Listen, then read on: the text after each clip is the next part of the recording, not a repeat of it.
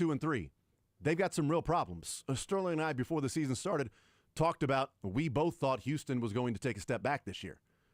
And is Houston a 2-3 team? The Arizona Cardinals, they're 2-3. Carolina Panthers are 2-3. The Cincinnati Bengals are 2-3. And the Chiefs are 2-3. So out of all those 2-3 teams, it's like, yes, you are what your record says you are. I would add the caveat to a degree early in the season. There probably comes a time in the point of the season where you go, yeah, that's just who you are now. You know, last year the Chiefs were a team that couldn't put teams away, would win one-score games, but would constantly play one-score games. That's just who they were. I hope this isn't a season where the Chiefs have like moments where you go, man, they're playing well, but how did they lose that game? Oh, they're playing well.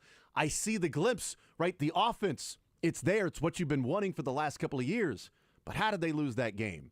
Because 2 of those 3 games that they've lost, you come away going, how did they lose that game? I don't think this is a typical 2-3 team through the first 5 weeks of the season. Eagles losing last night and losing on Sunday. Look back at week 2 and a real opportunity that was lost to win that game against an Eagles team that is just different than the one that was in the Super Bowl. There's no other way around it. When I think the Chiefs would go back and look at all the games they've lost, and they would say, man, if we just get a Harrison Butker kick here or we don't turn the football over, I mean, they're legitimately 4 plays away from being 4-1 right now. Yeah, or 5-0. And I think it, they're 2 plays away from being 4-0, it feels, or 4-1. Oh, yeah.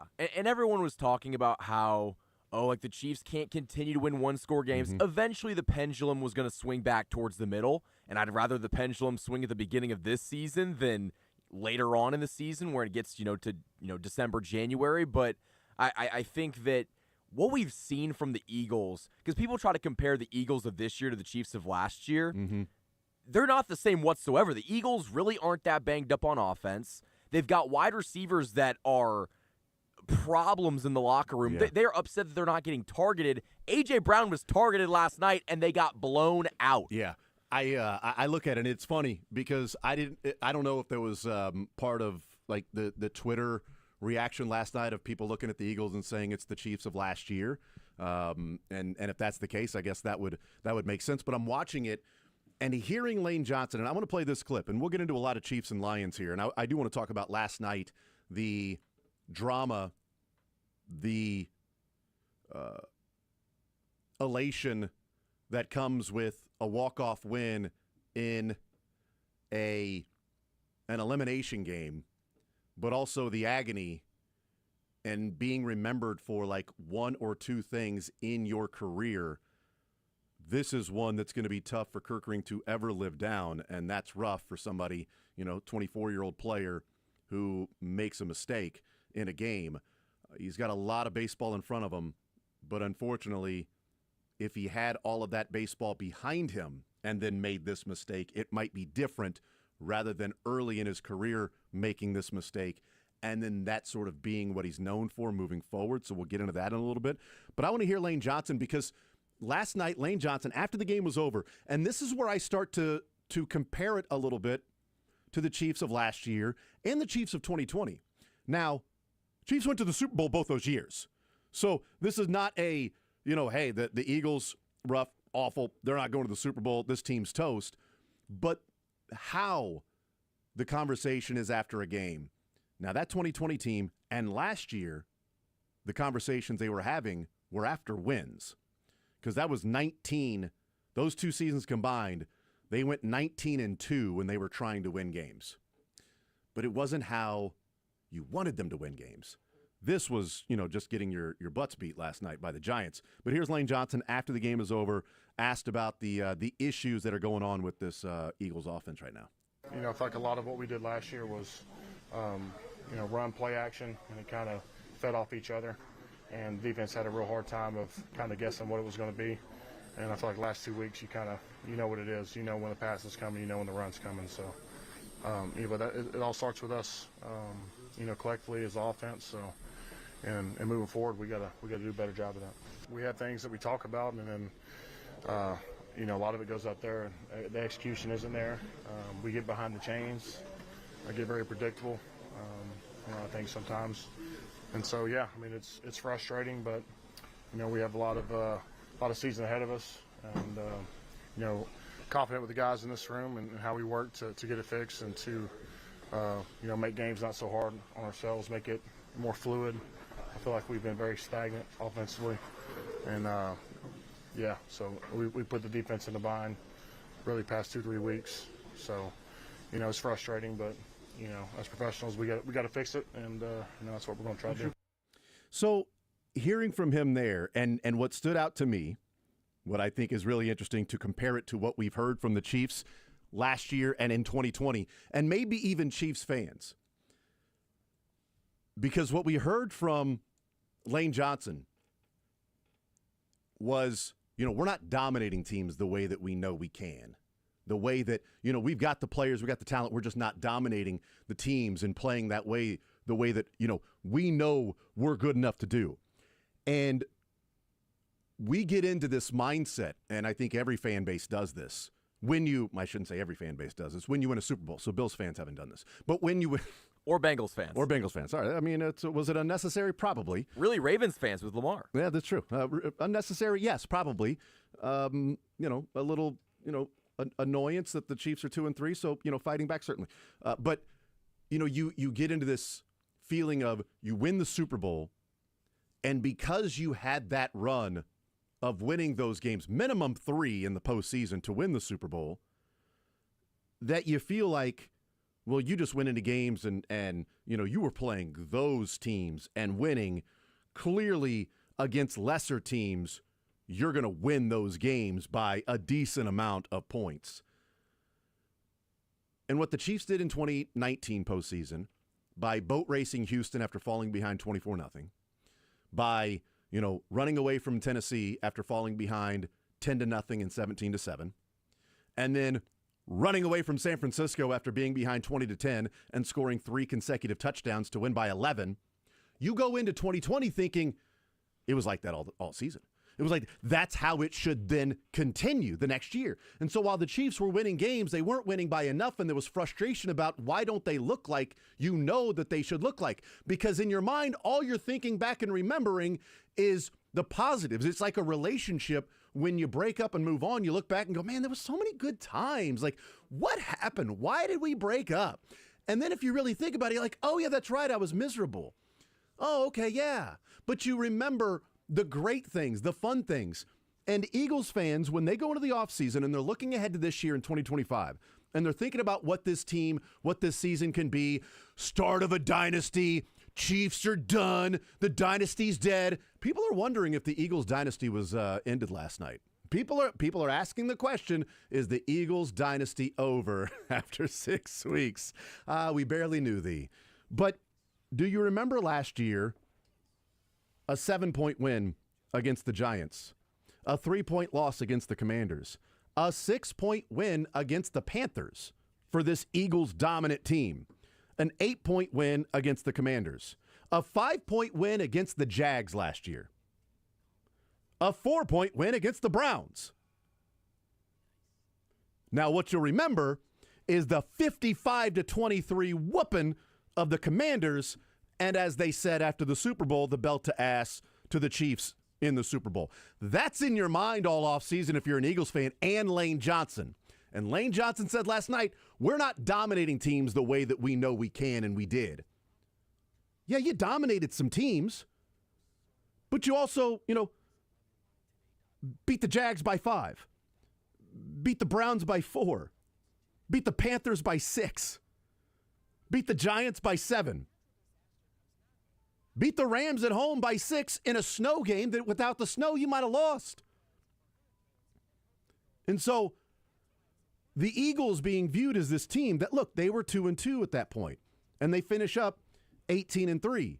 They go 16-1 the rest of the way, and then they win their first 4 games this year. So it's 20-1. But it didn't feel the same. Why aren't we dominating? Why aren't we dominating? Why aren't we dominating? Then you lose a game, and it's like, oh, you gave that one away. You should be dominating. Here's an opportunity for you to get right. And I didn't feel that last night. That's why I put the money on the Giants plus the 7. Wasn't, man enough to put it on the money line. But, I had the Giants plus the 7. I had a number of different things there in that game. But year to year, things are different. And it continues to highlight, and we'll see what the Eagles do the rest of the way. Maybe they figure it out. Maybe they figure out the offense and they're not, as Lane Johnson said, predictable. They make more adjustments, as Lane Johnson said last night, that you get into a game with a game plan, the sideline has to figure things out as to what's going on and make adjustments. Well, who's on the sideline? Well, Lane Johnson is saying the coaches have to figure out what's going on as to why we're predictable. They know we're running it. They know we're passing it. So why is that happening? They may figure that out and be back to the Eagles. But every year we go through some of this with the Chiefs, but because we think back to the year before of the playoffs and win and win and win and win, and it's just going to be like that exuberation, that elation, that amazing feel that you have after that game, the second half against the Eagles, the San Francisco 49ers final 2 drives at the end of regulation and then the overtime to get the field goal and the touchdown there after scoring 16 points before that. So 16 points, you get final 2 drives and you score 10. It's easy. That's what they're going to do. And then it doesn't look like that all season because the offense is not the same. And you're going, why aren't we dominating? And that's the mindset you get into when you lose games. We should be dominating these teams, not we should be doing whatever it takes to win the game.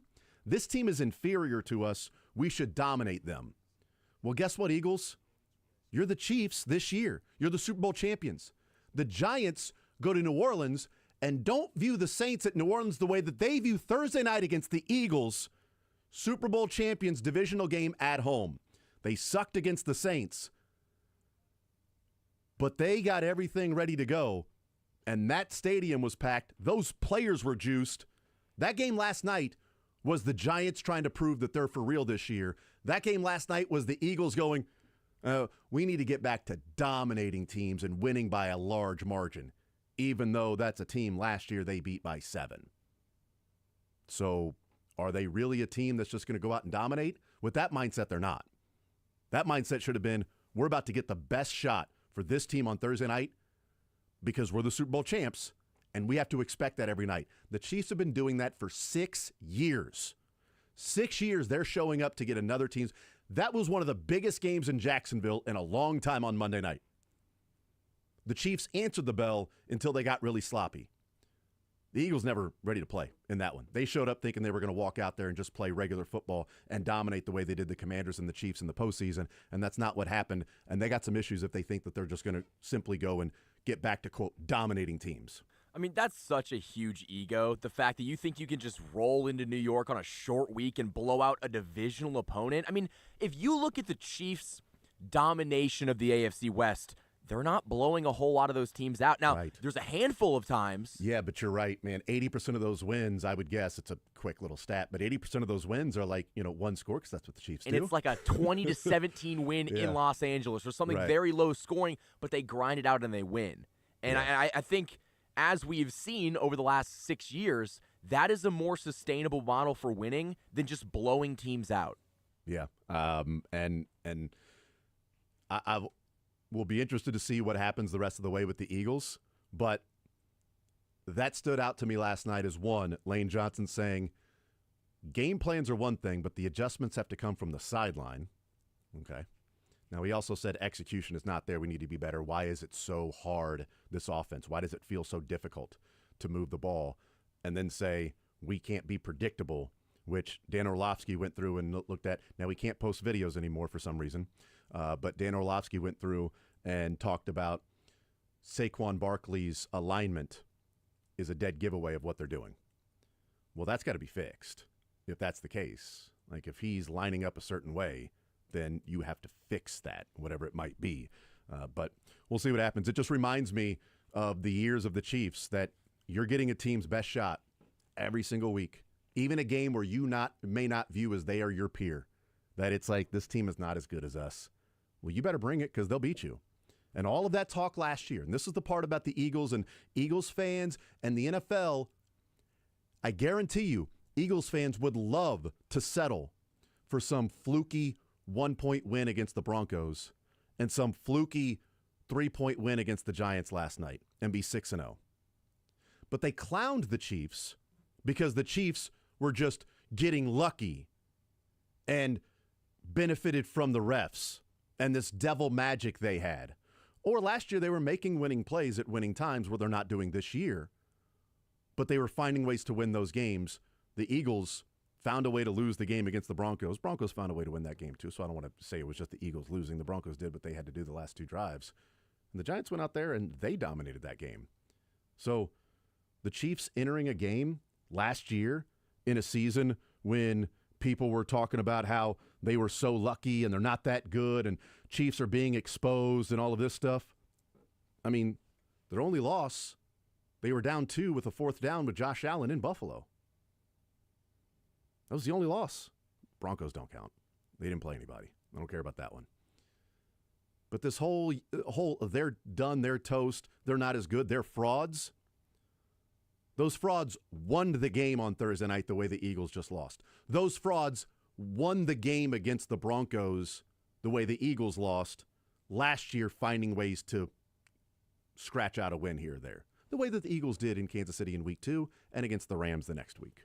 I think the bigger issue, too, it's not necessarily the talent, because I think the Eagles have all the talent, and I think Sirianni's kind of a mixed bag, but I think he isn't a bad head coach. I think the bigger issue that you haven't seen in Kansas City really during this dynastic run, it's the ego thing. I really think that A.J. Brown and Devontae Smith, with this me-first mentality of being diva wide receivers, I think that's going to catch up to them, because, I mean, they were what, 4-0? They were 4-0 and complaining about and still complaining. Yeah, and they're 0-2 since then. 4-0, complaining about not getting the ball, and they're 0-2 since then. I also think that it's a more combustible locker room. That, this Chiefs team, being 0-2, coming back and getting to 2-2, and now losing on Monday night, dropping to 2-3 and get ready for the Lions. I don't think this locker room, it hasn't been, with Andy Reid, Patrick Mahomes, Spags, Kelsey, throw in Chris Jones too. It hasn't been a locker room that you feel like is just teetering on a powder keg that just needs a spark. And I felt that way about the Eagles last year, but they started dominating teams. They were winning, so it really didn't matter. And this year, you start losing some of these games. It does feel like that locker room is more combustible.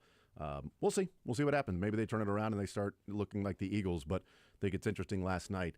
The takeaway from that game was we can't be as predictable, and we got to get back to dominating teams the way that we know we can. And, really? I mean, dominating teams. Beat the Cowboys by 4, the Chiefs by 3, the Rams on a blocked field goal, the Bucs by 6 in the last second, and lost to the Broncos. They won 4 consecutive one-score games. And yet all season long last year, Chiefs keep winning those. You can't win one-score games, can't win one-score games. Right, then you started losing them. Then you got blown out in a game. So we'll take a timeout. We'll come back. I want to talk a little bit about the playoffs, but certainly we're going to get into the Kansas City Chiefs, the Detroit Lions, Mizzou taking on Alabama, how big this game is, maybe the biggest since 2014 for the Missouri Tigers, KU, Texas Tech, opportunity there, Kansas State just needing to find a way to win a game, clean game at home against TCU. We'll talk about those things and more. Matt Derrick coming up at 11 o'clock. Kendall Gammon, Cody Goodwin, Mick Schaefer, Andy Reid, Fast Friday, The Cuts, Lee Sterling later on this hour. More Zone next.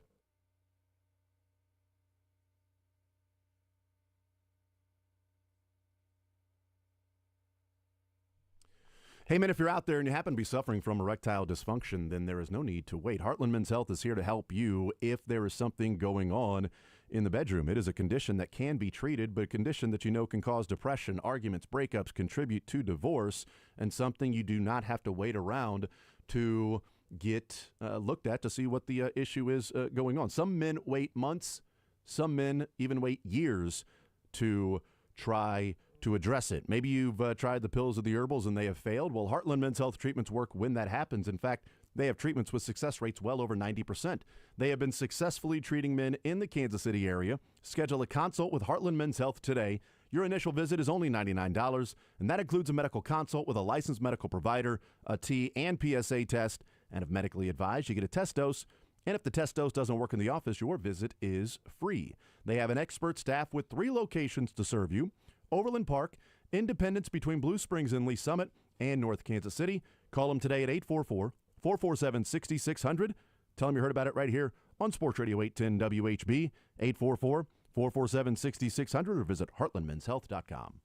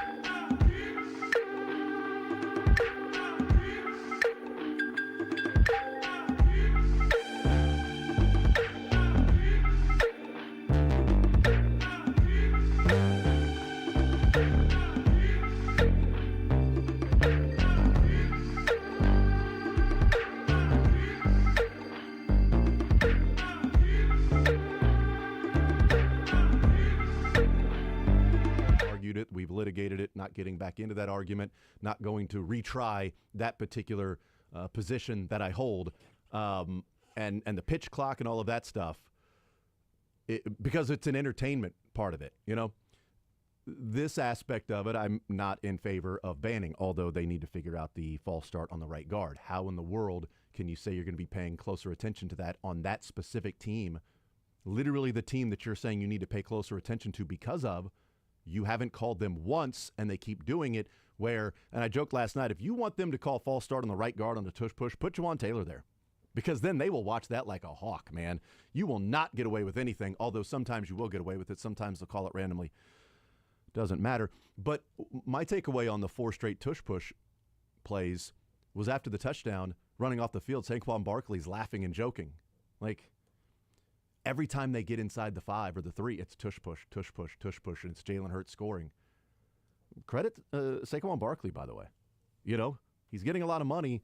A lot of running backs would be like, can I get the damn ball? Can I score a touchdown, please? That'd be great. You'd throw it. We got 1st and goal at the 2, and you threw it to Dallas Goedert on a shovel pass. The hell? I was going to say, I even tweeted it out last night. I love Saquon Barkley. Yeah, he is such a team-first player. You could even see it when, I believe it was the pass that Jalen Hurts threw that got intercepted. Mm-hmm. He went over and picked his guy up. Yeah.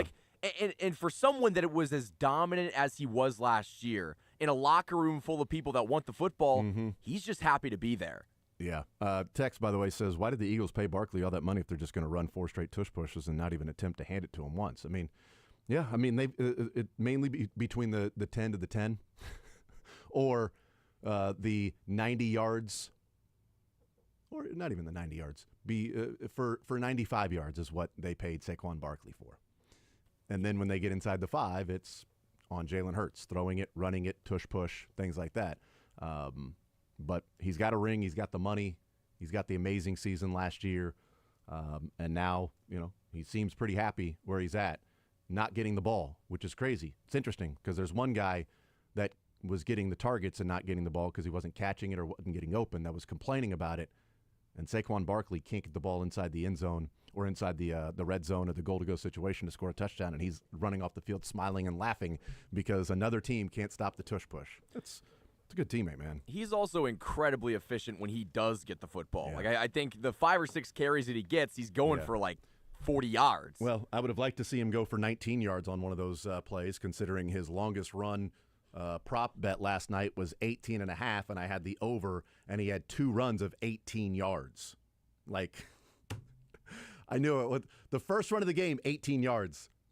Then they got into the 2-minute drill before half. They hand it off, and he has an opening. I'm like, go. I'm counting the yards. They're at the 7-yard line, and he gets to the 25 and goes down right at the 25. I'm like, mark it at the 26. Give him the 26.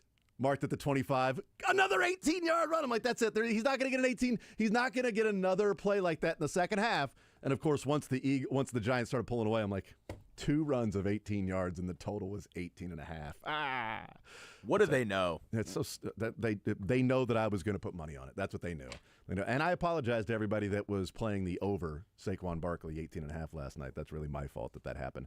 I want to play this clip, and then we'll hear from Lee Sterling, Paramount Sports. This is Brian Daboll, and I think this could be a bigger conversation, and we may get into it at some point today, maybe even with Kendall Gammon. But Jonathan Gannon was roasted after the sideline interaction he had with DeMarcado, the running back for the Cardinals that dropped the ball at the goal line.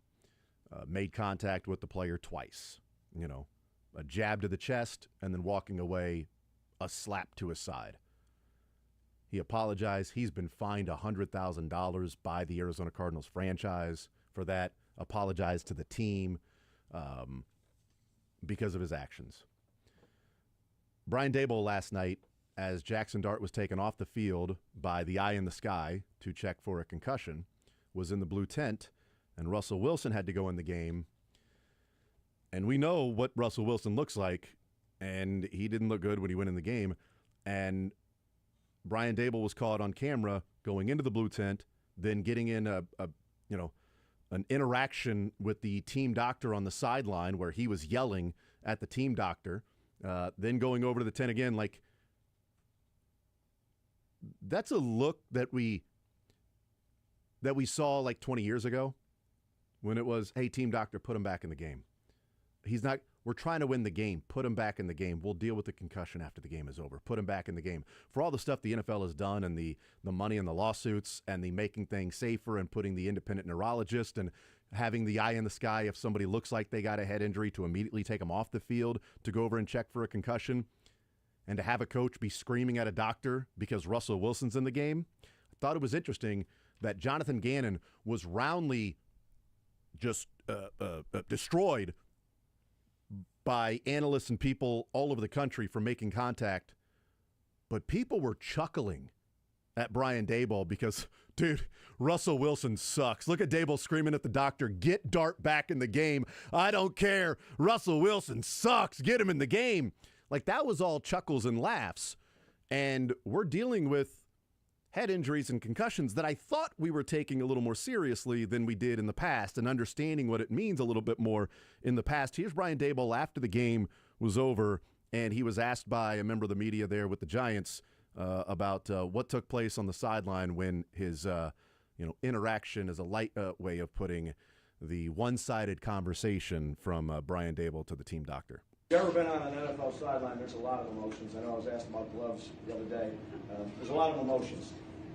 And I certainly am an emotional guy. I apologized directly to our team physician. I just wanted his ass out there if he was okay, but I wanted the process, like we were getting ready to go for it on potential 4th down. I would have burned a timeout if he could have came out there. So I was asking, how long is it going to take? So, again, you want your guy out there, not at risk of anything else, but he came out and I think he's going to be good. I'm like, is he going to be good or not? I'm going to call timeout on 4th down and go for this something. You know what I mean? So I love our doctors. Pat, I'm sure you're going to ask me about that, so I'll just give you the answer. I apologize. I was in the wrong. It's so funny. He loves his doctors. He loves them so much. Loves his doctor. I just wanted the process to hurry up. Like, I just wanted to, how long is this going to be for you to check out if this guy's brain got scrambled? Can we get him the bleep back on the game? Back in the game? I may go for this 4th down. I want to know if this guy knows where he is right now. Ask him a true or false question. I don't care. Am I holding up any fingers? True or false? True. Get out there and play the game, Billy Bob. Let's go. Like, that was funny with Varsity Blues, you know? He scanned his cat, right? And he was fine. Then we knew he wasn't fine because then he fainted in the game because his head was all scrambled and stuff like that, you know? And then the coach got mad at him for that. And that was funny. It makes you wonder. It makes you wonder if he'd still love the team doctors if he wasn't cleared to come play. Right? I mean, I don't know. Nobody would have been laughing if Jonathan Gannon was like, I love DeMarco. I apologize to him after it's all good, man. But like this, I don't know. Brian Day doing that on the sideline is a pretty bad look for 2025. Sorry, it is. And I want to juxtapose a local interaction that took place. You've got that game last night with your rookie quarterback. That hurry up with the process of figuring out if he's got a concussion so I can put him back out in the game, okay? On a Thursday night game in week 6. And you've got a divisional game a number of years ago with the best quarterback on the planet who messed up his ankle and is telling you, I'm playing football, and the head coach says, the hell you are until you go get an x-ray. And Patrick Mahomes said, no, I'm playing. And Andy Reid said, I'm not putting you in the game until you get an x-ray. You will not be back in the game. You'll sit there the rest of the game until you get an x-ray. Just a little different. Hey, get his ass out there. I don't care, concussion or not, go play on a Thursday night in a divisional game. Patrick, you're not playing until you get, I'm telling you, you are getting an x-ray. The doctor says get an x-ray, you're doing it, and you're not playing until you do. And then we see the Patrick throwing his, jacket, bleep, and then going and running to get the x-ray, then coming back out. You know what the difference is? Andy Reid is Andy Reid, and Brian Daboll is 2 steps away from being unemployed. Exactly. He needs Jackson Dart to be out there because he needs to win football games. That guy in the blue tent is my job. Yep. And I need this win. This is a signature win for me. I need this win, and I can't do it with Russ. So get out there. That is the difference. But it also shows the difference of what do you do when do you change your values when your values are needed at the most important time? Are they values if when it gets tough to hold those values, you then drop them because, well, it's tough in that moment to do that? I think That's it all. reeks of desperation, but it was very selfish of Dable to do for that. Sure. We'll take a timeout. We'll come back, continue rolling. We'll hear from Lee Sterling coming up next.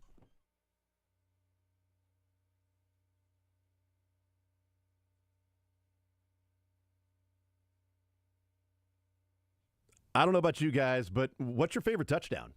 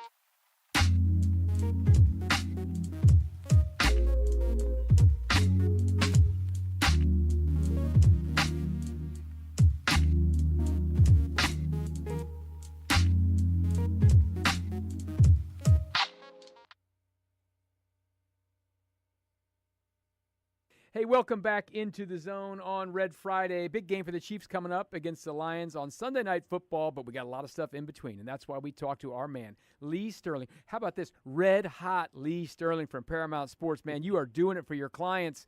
This is a good time to get involved at Paramount Sports. It's good being hot, isn't it? It is.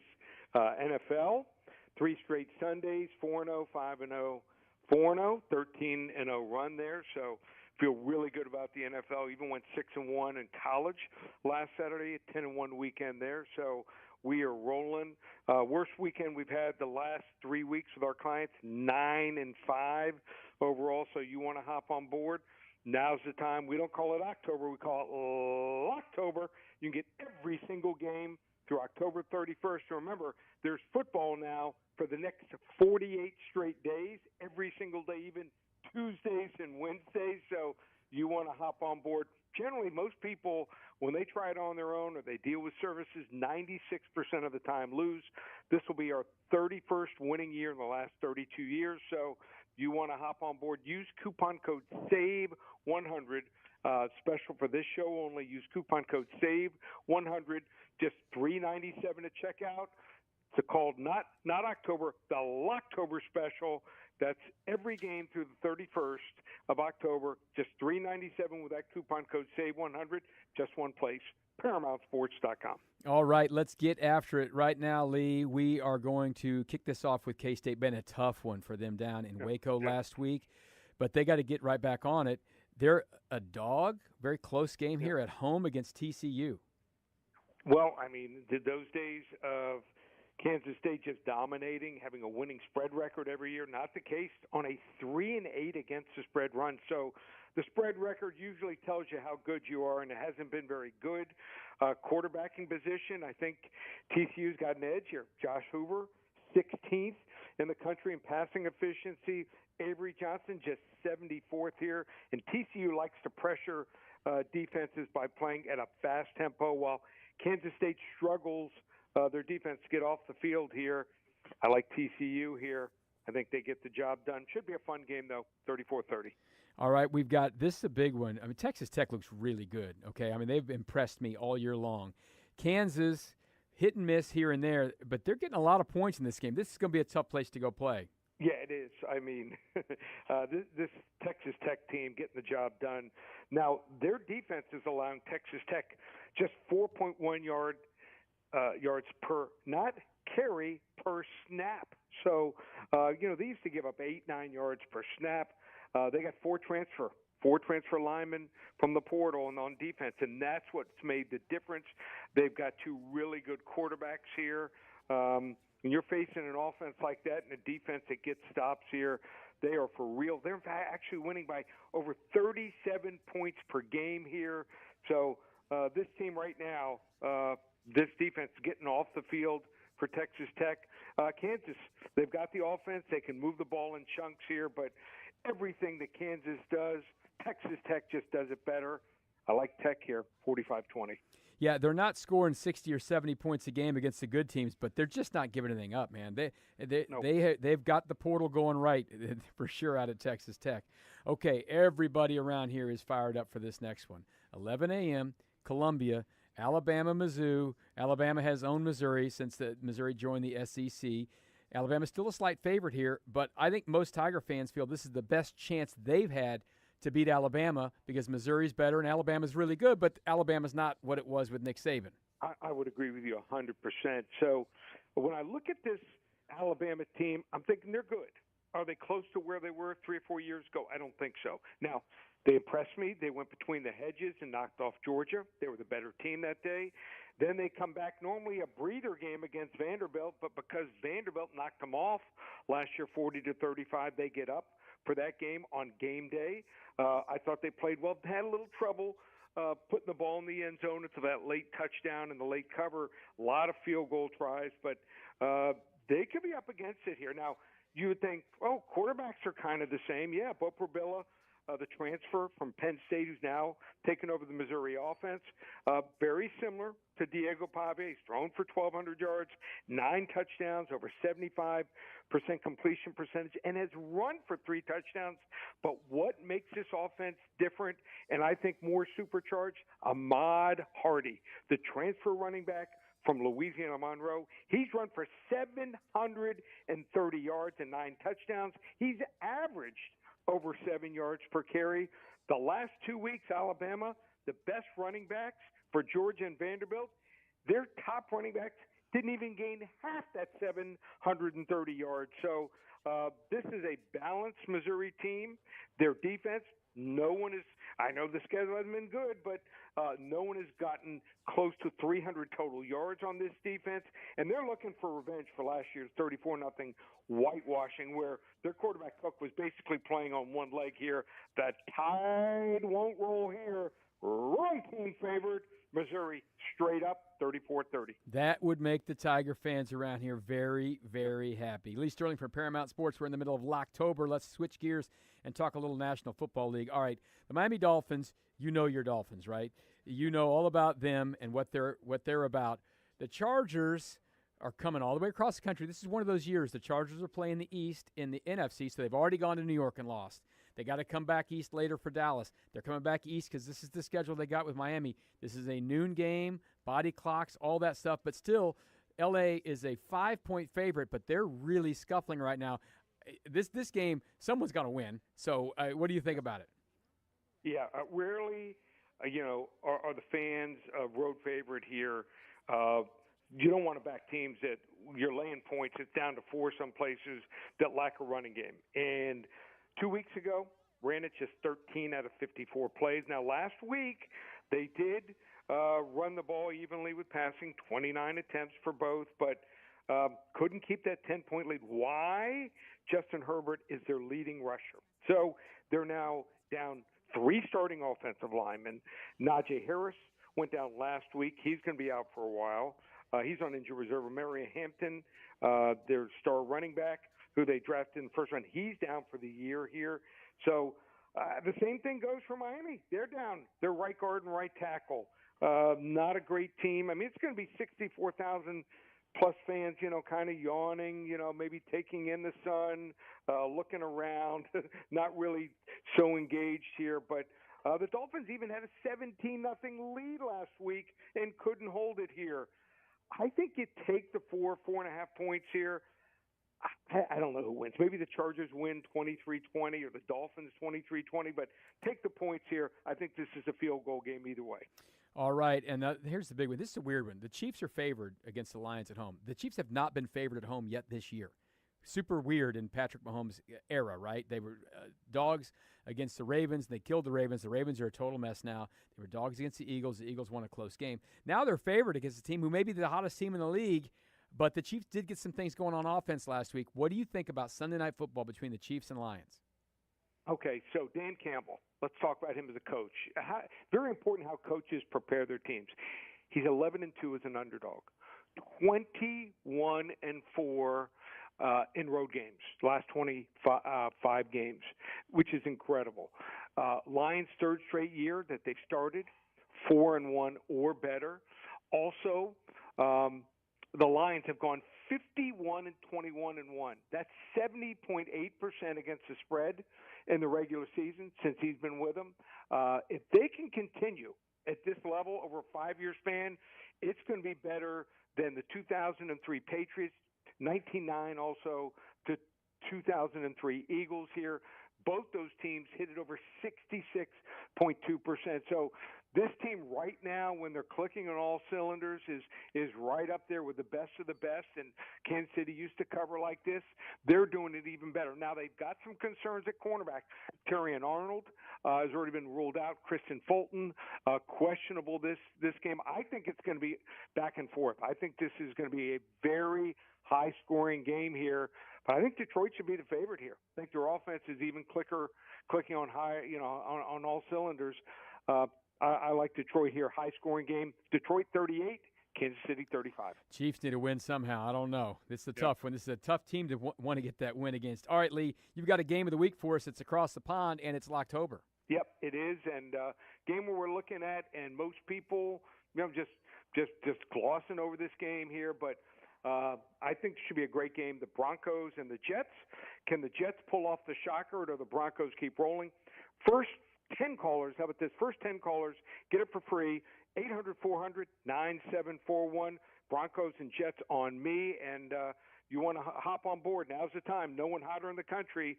16-3 run, combined both sports. 10-1 last weekend. Not a worse weekend than 9-5 the last 3 weeks. Use coupon code SAVE100 every game through October 31st. Just $3.97 with coupon code SAVE100. Just one place, ParamountSports.com. That is Lee Sterling from Paramount Sports. The Zone continues on a Red Friday right here on Sports Radio 810 WHB.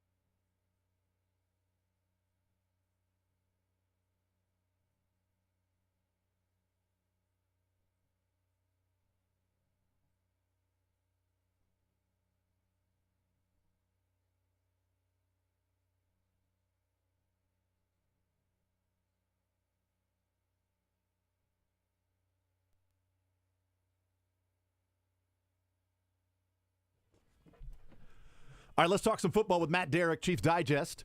41 is the Mike podcast, where you can hear all of his thoughts with Nick Jacobs. That comes out after every game, and there will be a late one on Sunday night for a 41 is the Mike podcast. I know we talk about this, and I ask you, but what's the typical time that for a night game like that you and Nick wrap up your 41 is the Mike podcast?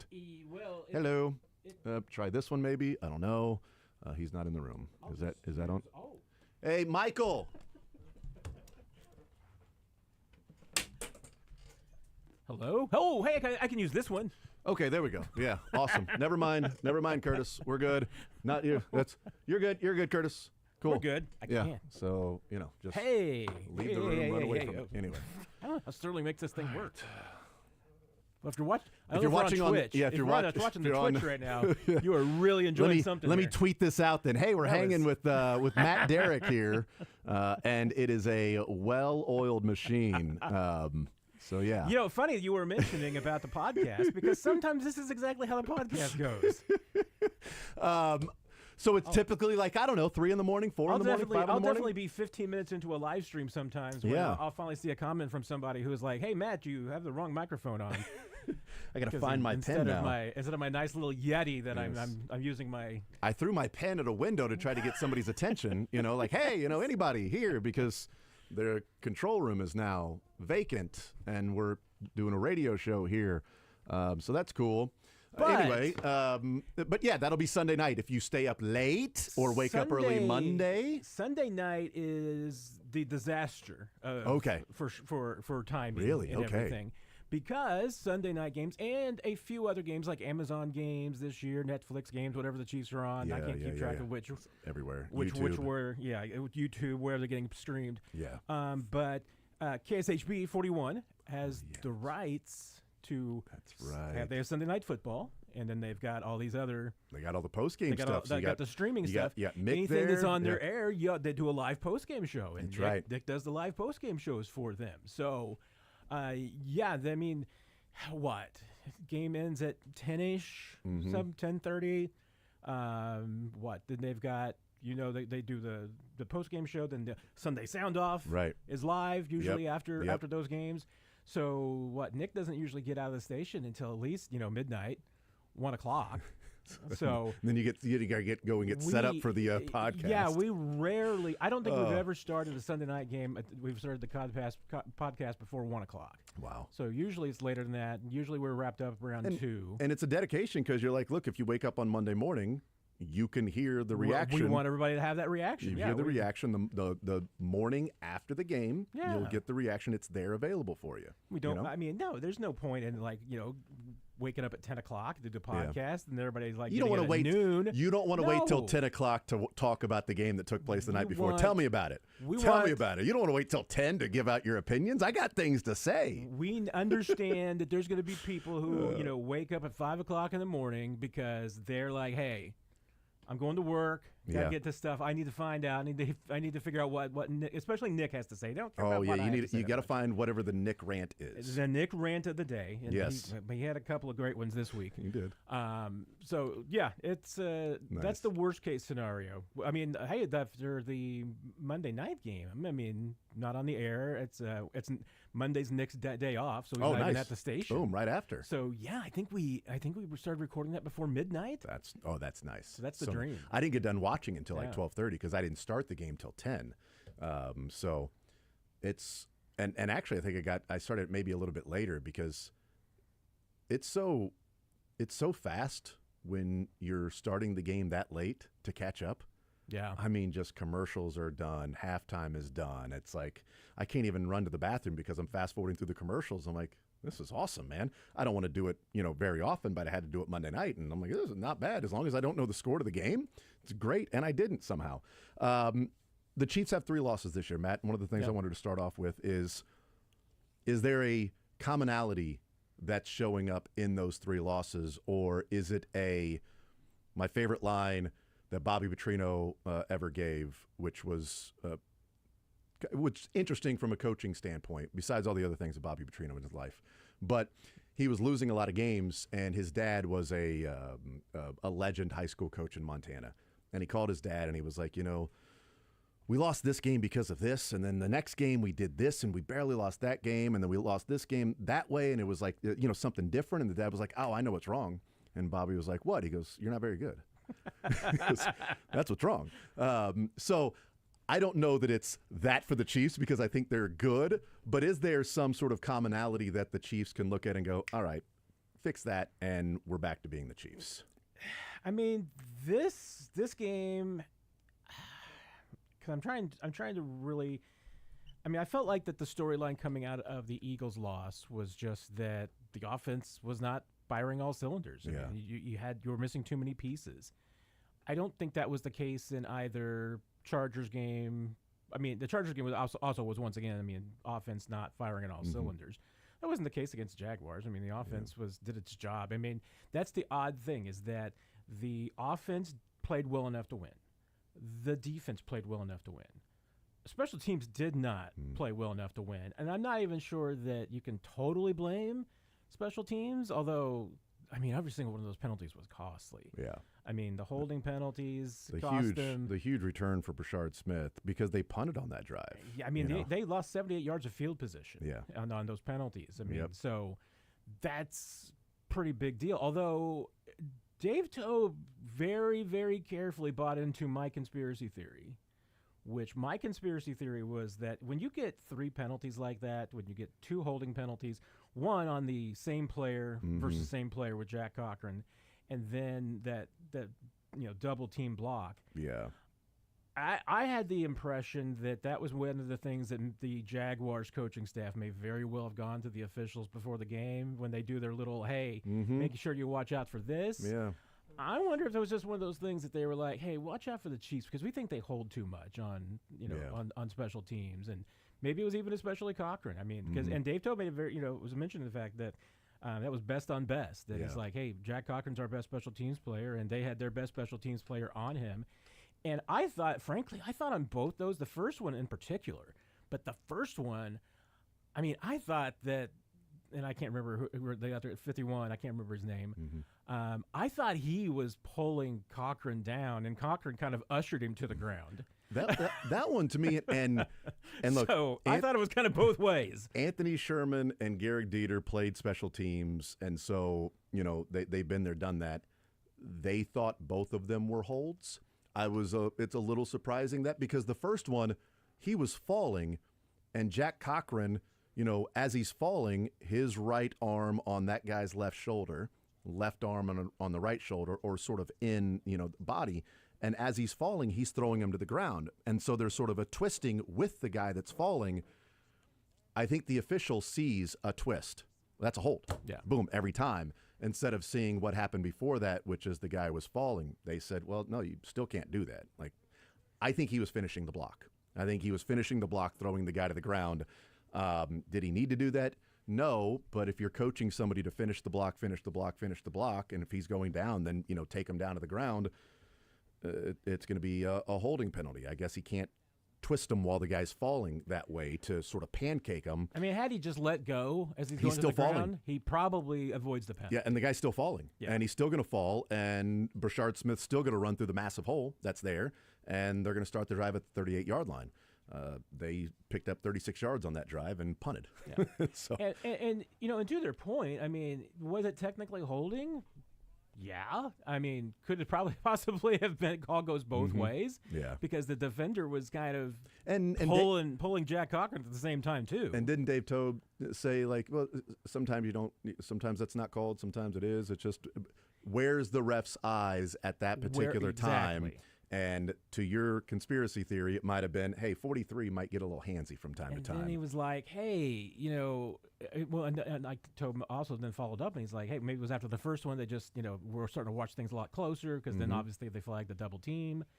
But, and I wonder about this, and, I did not ask Tobe about this yesterday because I wasn't. He wasn't trying, and he made it very careful, at one point to say we're not blaming the officiating or anything. Yeah, but, right. And then kind of definitely not that. Kind of technically sort of applied that maybe the officiating wasn't great on those plays. But I just wonder, hey, if you see a player like Cochran who plays a certain way and everything, is it a little bit like basketball? Does every once in a while you just set yourself up to draw the charge? Do you set yourself up to draw the hold if you can? Maybe get that penalty, especially if maybe you've already whispered to the officials and getting wink, wink, hey, you might want to watch out for this. Yeah, we're just saying. Yeah. And then, maybe you try and set up the hold. I don't know. Maybe I'm just seeing some 3D chess here that's not there. But like I said, I think it's extremely rare because Jack Cochran is a really good special teams player who doesn't make those kind of mistakes. And I thought even the double team block was kind of soft too, because that was really, it wasn't like Nico initiated the block as the second guy. He was just kind of standing there, and two guys who were already engaged ran into him. So yeah, I mean, it's unfortunate or not, but it was a sloppy game. It was a sloppy game, and so you could blame special teams for the loss if you want to. I mean, and Butker's kick did not help. I mean, it might have only cost them 10 yards of field position, but 10 yards. If they needed only a field goal, it would have been disastrous. They still had to go 60 yards. Although going 70 yards, maybe things are different. But, I mean, if you take 10 yards away from everything the Jaguars did, I mean, even in that situation with the Trevor Lawrence, I mean, he's not scrambling for an extra 10 yards on that play. So, but, I mean, the commonality, I think you'd probably have to say is mistakes. Yeah. I mean, that the defense, against the Eagles played really, really well. They didn't play their greatest against the Jaguars. Defense was fine against the Chargers. I mean, again, played well enough to win against the Chargers. But it's little mistakes. Yeah. I mean, Chris Jones had a little mistake, against the Chargers that cost him at least a chance to make it, at the end. It was a little mistake that got magnified in the moment. Yeah, I mean, if that's a 3rd and 12 in the second quarter, and Herbert runs for a first down, and then whatever happens the rest of the game, maybe we remember it, maybe we don't. But it's a 3rd and long. In a have to get a stop with no timeouts left, and that mistake was made. Yeah, and they made little mistakes against the Eagles. I mean, there were several in that case that could have cost. Yep. I mean, and going back to the kind of back and forth, subtle back and forth, I guess you would say, between Drew Tranquill and Chris Jones. Gap integrity is a big one because remember, I mean, they completely blew gap integrity on that Saquon Barkley touchdown. I mean, you and I could have scored on that touchdown, on that lane. And gap integrity was blown on the first Trevor Lawrence touchdown run. Yeah, blown a couple of times. And somehow only one person was on the left side of the center on that Trevor Lawrence touchdown run to win the game, and that was a Menahue on his back. I'm assuming Steve Spagnuolo did not set up a play and a blitz with Tranquill to have 5 guys from the center to the right tackle and a Menahue on the left side alone being double-teamed by the guard and the tackle. I'm assuming that wasn't the design of the play. So that rush lane gap integrity, things like that, I think is certainly part of what is the case. And, boy, if you talk about run lane integrity, that's got to be there on Sunday night against the Lions for sure. I did want to ask you about, and we'll address it here and then we'll move on, break and move on to something else. But the Chris Jones and that play, he said that, we've heard what he said. I can't assume he's down. I got to play to the whistle, and it's a learning, experience for me. What do you make of Chris Jones' explanation of, I got to play to the whistle. I thought he was down. I assumed he was down, and he wasn't down. Spag saying the same thing. Andy Reid saying the same thing. Everybody seems to be on the same page with the message of Chris Jones thought Trevor Lawrence was down, and so he stopped. Yeah, and to me, I mean, there's multiple parts to that. I mean, because one, and my guy Nick on the podcast and during this week has broken it down really well. I mean, one part was obvious, which we could see immediately, was that Chris is on the right guard. Right guard been having nightmares all week, all night against Chris because Chris was pretty much dominating on the inside. And so the right guard is the guy who takes a step back and steps on Trevor Lawrence because he's scared to death of Chris Jones. So Chris Jones basically won the play at the very beginning. He's the one that basically caused Trevor Lawrence to end up on the ground. And you could see, I mean, with his spin move, I'm not entirely sure when he realized, that Trevor Lawrence was on the ground. But once he got out of the spin move, he was ready to go. And, what Nick pointed out, and basically Chris, between the lines yesterday, kind of agreed with and suggested, was that Tranquil took his gap. Tranquil went through the gap that Chris was supposed to go through. So once Chris is out of his spin move, and he's trying to figure out where he's getting ready to go, he's like, well, wait a minute. Drew's already in my gap. Where do I go? So you could see, I thought, that moment of hesitation. Where do I go? What do I do? And then, he sees, I think Tranquil was the first guy to get there, got a hold of Lawrence. And then you can kind of see that hesitation with Chris was like, oh, okay, Drew's got him. He's going down now. And then when he gets away, and he's like, oh, and you see Chris start to move, and then you see Jerry Tillery get a hold of Trevor Lawrence, and you're like, oh, he's got him. That's okay. And then you see Drew kind of also knock Jerry Tillery off the tackle. Or Jerry Tillery knocked Drew Tranquil off they the both tackle. did it. They both did it. Yeah. I think Jerry Tillery, was not in the gap he was supposed to be in, and then took a bad angle to Trevor Lawrence. I don't think anybody was in the gap that they were supposed to be on that play. It was so that's rough one of the play mistakes. overall. And so you saw, Chris to kind of start and stop a little bit. And then, by the end, when he stopped, I'm like, I get people think that looks bad and everything like that, but I'm also thinking to it of, do you think Chris Jones is going to have the speed rush to be able to get out there? No, not at that point. As soon as Trevor Lawrence ran to his left, if Chris Jones took off at that point, I think he could have got there.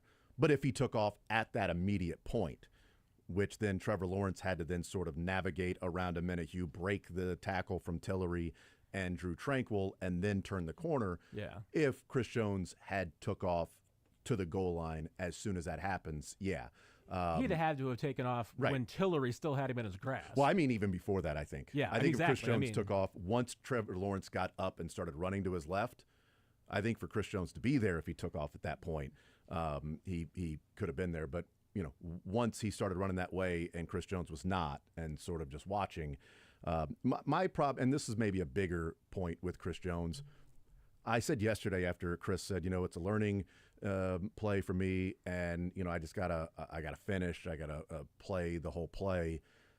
Everybody offers different things, strengths and weaknesses to the game. Everybody has something different. George Karlaftis does not have the immediate win, dominant double team. I'm still going to beat you and push you back. I'm going to dominate this player, find the mismatch, sack Joe Burrow to end the game, walk Deion Dawkins back to Josh Allen to keep it from being a touchdown and then a missed field goal, destroy the right guard to go hit Brock Purdy that made the pass to Juwan Jennings incomplete. That would have been a touchdown in overtime because Juwan Jennings won the route, was wide open, but Purdy had to throw it because Chris Jones destroyed the right. Actually, it was Chris Jones, the right guard, did the wrong thing, and Chris Jones came right in there, and Brock Purdy had to throw it quickly. That was a touchdown. The Chiefs would have been going to tie the game in overtime instead of score a touchdown to win. Those things happen. Karlaftis doesn't do that. But what Karlaftis does do is, against the Bills last year in the AFC Championship game, he's rushing Josh Allen and then turns around and has to make a play and run and make a tackle on the outside against Shakur or I can't remember who it was, but it was like if Karlaftis doesn't get out there and make that tackle, like bust his butt, that's, a bigger gain. We might be talking about something different. 2nd and 15, they throw the little pass to De'Ami Brown in the screen. Karlaftis is rushing the passer on the right tackle. He turns around, sees the screen pass. He's the one that makes the tackle for only a 2-yard gain. That's what Karlaftis brings to the table. Chris Jones brings the other immediate wins, but he also brings to the table that when the play isn't sort of near him, he'll stop. Good, bad, or indifferent. You take the good with the bad. You take the Mahomes sometimes leaving a clean pocket, but you also get Patrick Mahomes. So, yeah, I'll take that exchange. What I pushed back on yesterday with Chris Jones saying it's a learning experience, I just have to play to the end, I don't know that's necessarily part of his game because he does take double teams. I do think there's an element of conserving energy throughout the game, so I understand it from that standpoint, but he's not the Karlaftis motor, the Tamba Hali motor. That's not part of his game. So him saying, I'm going to play to the whistle, I got to play harder, I just don't see that in Chris Jones. Maybe he'll do it this week, but if the play's not near him, then he's typically not going to then turn around, sprint as hard as he can, and go, 10 yards down the field and make the tackle. Karlaftis has to do that because if he doesn't do that, what are you bringing to the table, Karlaftis? Your motor is what got you to the NFL. Yeah, and pulling up to see. Because Chris Jones plays more snaps than he reasonably should. And it wasn't a huge. I mean, I was thinking that the gap was bigger this week. He played 48 snaps. Karlaftis played 44. But I mean, and they also have different games. I mean, Karlaftis is 35 pounds lighter than Chris Jones. So that's the thing. I mean, like you said, George Karlaftis is never going to back somebody into the quarterback. Mm-hmm. I mean, he's just not got that strength. No. That's not his strength is. He's a strong guy, but he's not as strong as Chris Jones, and he doesn't see the double and triple teams that Chris Jones has. I mean, to me, and this isn't like saying, hey, this is why to give Chris Jones a break or anything like that. I mean, it kind of is, because I feel like that there's probably 3 guys on this team that you can point to and say, these guys probably deserve a break whenever they do anything boneheaded.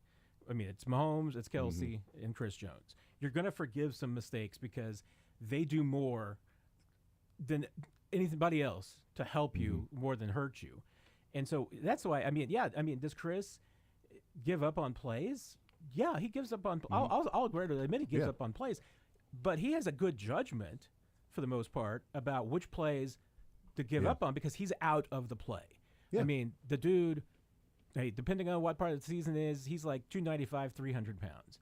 And he's your best interior defender. He's your best pass rusher. Do you want him expending just wasted energy trying to chase somebody down from behind that, one, he is not faster than, so he's not going to catch him, or two, it's too far away from the play? I mean, I get that with a Karlaftis or a Dana or those guys, because they are a whole lot lighter than Chris Jones. And that's Karlaftis' game. And those are their games. Sort of it's supposed to be that. Ferocious motor and speed. That's their game. So that's what you pay them to do. Yes. Well, you pay Chris Jones to dominate the inside of the defensive line. You're not paying Chris Jones to sprint 40 yards down the field to try and bring somebody down. Yeah. And that's why that was like, I heard it yesterday. I'm like, well, I expect him to be Chris Jones. This just happened to be a play that has happened before in the middle of a game. Yeah. That isn't as highlighted as this one because it was the final play. I don't know that a Leopard's going to change his spots in his 30s of how he's played, especially when he's older now and probably needs to worry about conserving more energy too. I don't believe that he was tired in that moment, only because they only played 17 plays in the second half before that drive, and the previous 4 plays before that play was an incomplete pass, a delay of game, a timeout after a play, and then a penalty. Yeah. So that was not a 4 straight plays, a hurry-up offense. There was a lot of rest between every single play, and there were only 17 in the entire second half. So you're as probably rested as you're going to be. That's just what happens with Chris Jones on plays. Yeah. And I get it. Chiefs fans and maybe other people too have a greater tolerance for mistakes, maybe for Patrick, because Patrick's in a position to put a lot on his back, and EPA and all these things you want to point to, and you can say, and let's face it, I mean, if any random guy was quarterback of the Chiefs aren't who they are, so we get that. But did Chris Jones' mistake cost the Chiefs any more than Patrick Mahomes' mistake of throwing the ball to Devin Lloyd? Right. I mean, no. I mean, if anything, Chris Jones cost him at a key moment, but Patrick Mahomes, that interception turned it from a blowout win to a close loss. Chris Jones' play cost him an opportunity to defend another down. May have. May have. And may not have even saved the game. Right. Yeah, may not have even saved the game. May have cost him another opportunity to play another down. That's it. We'll take a timeout. We'll come back, continue rolling more from Matt Derrick next.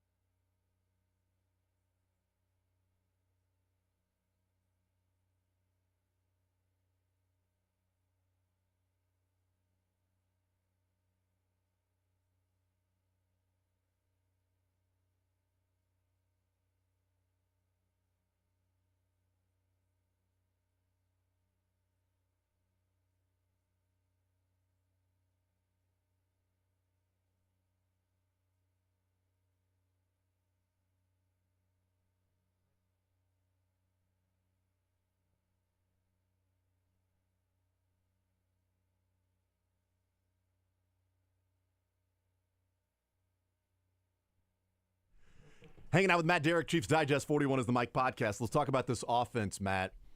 They have looked like the old Chiefs. I've presented this stat a couple of times, and I'll present it to you as well. Chiefs averaged 7.6 yards per play on Monday night, and it had been 23 straight games since the Chiefs last averaged at least 7 yards per play in a game. That was week 1 against the Baltimore Ravens, and the Isaiah Likely toe was out of bounds. It was 7.1. The last time they averaged at least 7.6 yards per play, which is what they did against the Jags, was not long before that Ravens game. It was the divisional round game in Buffalo, showing you how well they played in Buffalo on the road there. Hey, can the Chiefs go on the road and win? You know, in the playoffs, they just beat the Miami Dolphins in Antarctica, and now they're heading to Buffalo, and they put 7.9 yards per play on the board in Buffalo in the divisional round. My God, what a performance by the Chiefs there. Puts it into perspective that they haven't had a game like that since in yards per play. And the closest was against the Jags in 7.6. So is this the offense now? Are we seeing this Chiefs offense turning back into, with the weapons and the offensive line and Mahomes' trust of that offensive line, that, all right, our long nightmare is over and we get to watch the Chiefs offense and have fun? Yeah, and I'll even add a little bit more perspective to that number. In the, I guess, what was it have been the first 11 weeks of the 2018 season before Kareem got suspended, the Chiefs were averaging over 7 yards a play for the whole season. They finished at 6.8 after, so they went down to 6.8, but they did that for the entire season. I mean, last year they had 2 games that they averaged 6. I'm not even. I used the 7 standard to get to the Ravens game.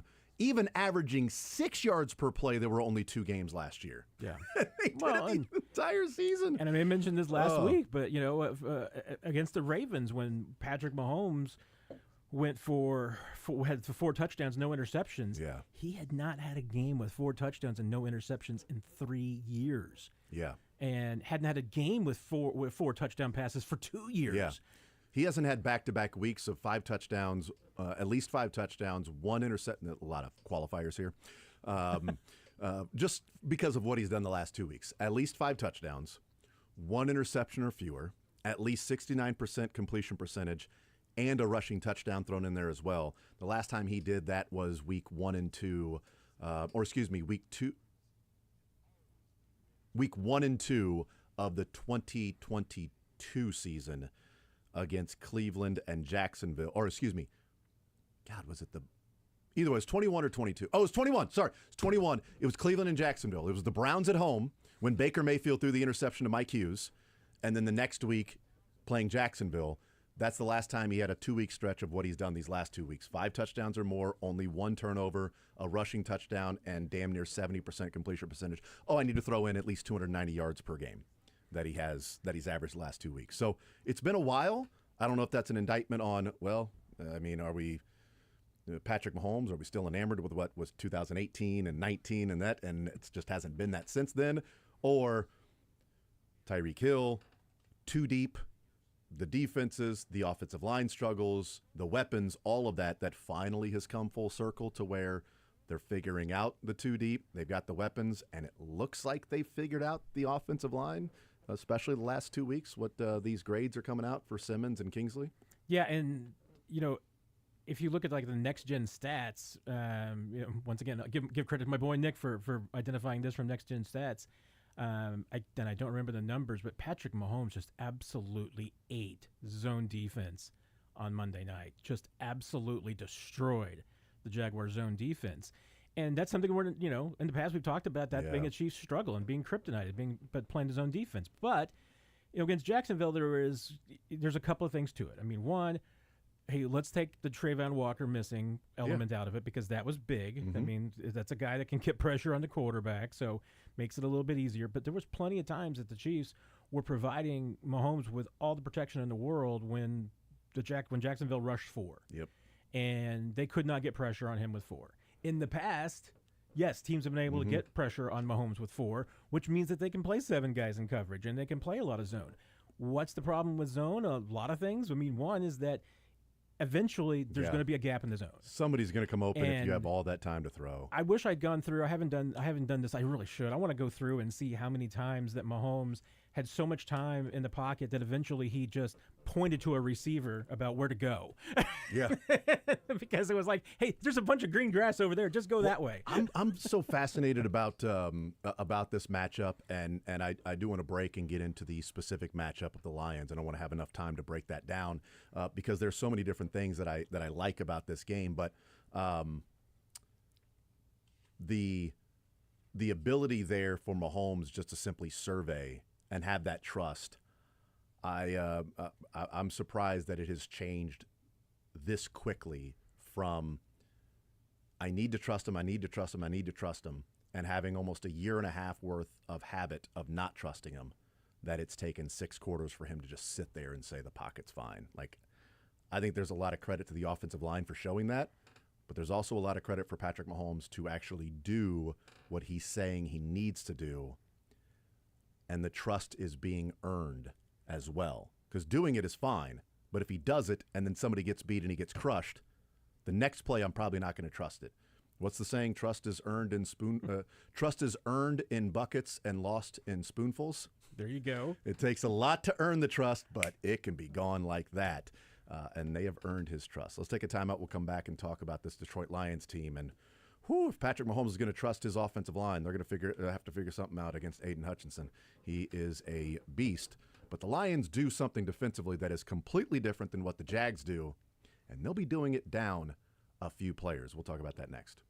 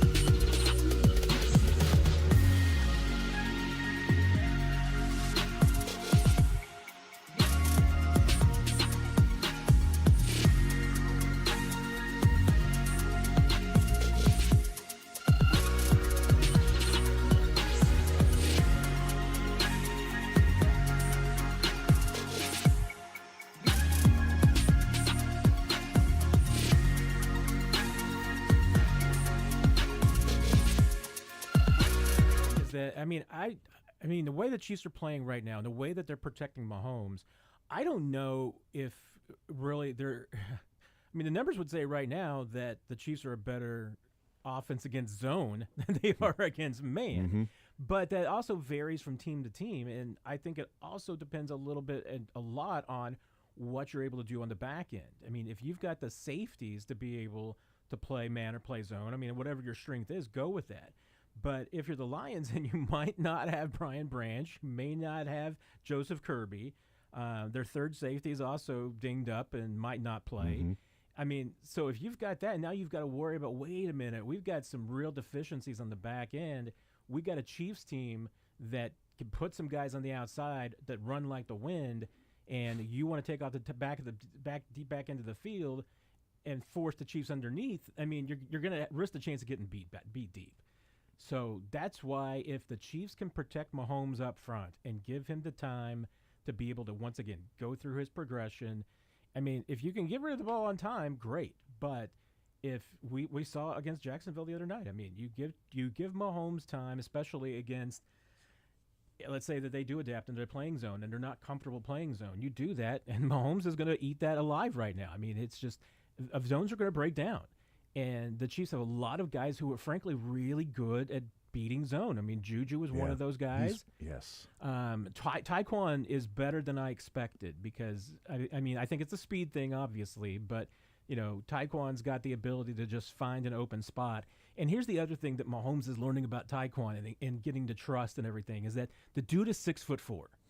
So he's going to be 4 to 6 inches taller probably than any defensive back he's going up to. He might have some safeties that are getting close to him, but there's not a lot of 6'4" safeties out there. He's going to have a height advantage over everybody. And that's why some of these underthrown deep balls are the best weapon to Tyquan, because he's either going to catch it or it's going to go incomplete. I mean, nobody's going to out-jump him. Yeah. Nobody's going to go for the ball from him. So, I mean, if that's the thing. I mean, if the Chiefs are able to protect Mahomes, the Lions have enough injuries right now that can be a real big problem for them. Well, yeah, you mentioned the safeties. So Kirby Joseph has not practiced this week. He didn't practice Wednesday, did not practice yesterday with a knee. Brian Branch has been limited with Both an ankle are out injury. today as well. Good to know. Terry and Arnold, we know, is not going to play. Reed is on the IL, IR, whatever. And Avonte Maddox was limited yesterday. Although they are getting McNeil back. Elam McNeil, that tore his ACL and missed the last part of the season last year, which was a big loss for the Lions because he's been a really good defensive tackle. I mean, PFF grades, it's a data point. He had like an 88 overall last year, had like an 80 the year before. Like, he's a good player. So that's somebody that I have to deal with. How do they deal with Aiden Hutchinson? The stat I brought out yesterday was the last 2 weeks combined, Aiden Hutchinson has lined up on the left side 61 times and the right side 58 times. This is not a Max Crosby. We know where Max Crosby is going to be. We can coach around that. We know where we can shade. We can do this. Aiden's an equal opportunity rusher from either side. Nick Bosa's roughly the same. Do we see the Chiefs at 49ers a couple of years ago, Nick Bosa game plan that Bosa was like spinning around? Where's the play? What's this? I'm finally free to rush now. It's a screen pass. Like, Bosa was in hell in that game. Do we see that Sunday night against Aiden? Well, and noting to that, Xavier Worthy is at practice for the Chiefs today. Yeah, so I wasn't worried about him missing. I wasn't worried yesterday. about it either. Yesterday seemed like just a day off of rest. Yes. Seemed like a L'Jarius Sneed day. You're nursing an ankle. Sneed was always nursing the knee. You're nursing the ankle. Wednesday was a light practice. You can go out there and do all that stuff. Thursday, a little bit more. Take a rest. Friday, we got you. You're back. And to your point, I mean, Aiden Hutchinson, he's the kind of guy that you would like to, put on a merry-go-round. I mean, you'd like to get him just spinning around in circles trying to figure out what's going on. And so how do you do that? I mean, obviously, what the Chiefs like to try and do with their offense is that they will do anything that they can to try and slow down quick edge guys. So having Worthy available, great, because now you've got your premier guy on the jet sweeps that can keep that guy occupied, whether you give the ball to Worthy or it's just a fake. But maybe a fake this time as opposed to the one that Josh had. That was that's one. Yeah, that's one of those plays that afterwards you just leave in the harbor of Jacksonville on your way out of town. That one probably. I'd like to have that one back. To have that one back. If he gets around Josh Hines Allen, I think they may win the game at that because there's nobody over there. Yeah, he didn't fall for the banana in the tailpipe. No, he did not. No. All right, so what do you think happens? Do you have a score in mind? I mean, I've been going back and forth on this one all week because I think this is one of those games. I mean, the Lions have been playing better consistently than the Chiefs, but again, they don't have a pedigree. I mean, their wins have not necessarily been an impressive stretch of games. Yeah. It's been against bad teams. Best team they played, they got beat by 2 scores. And granted, they have put away bad teams. Yeah, right. But doesn't mean that you can what Lions team we're going to see this week, especially banged up. Yeah, Chiefs are a wounded animal. They want some revenge for a lot of different reasons. You know, I'm not. I guess right now I would not have the Chiefs covering. I'm going with a close one. 30-28 Chiefs. 30 to and I've been going back and forth on this one all week. I've taken the Lions most of the time. You had the Chiefs with Soren, you had the Lions with Steven, and now the Chiefs with 2 of 3. I'm locking in now. There you go. Kendall Gammon next.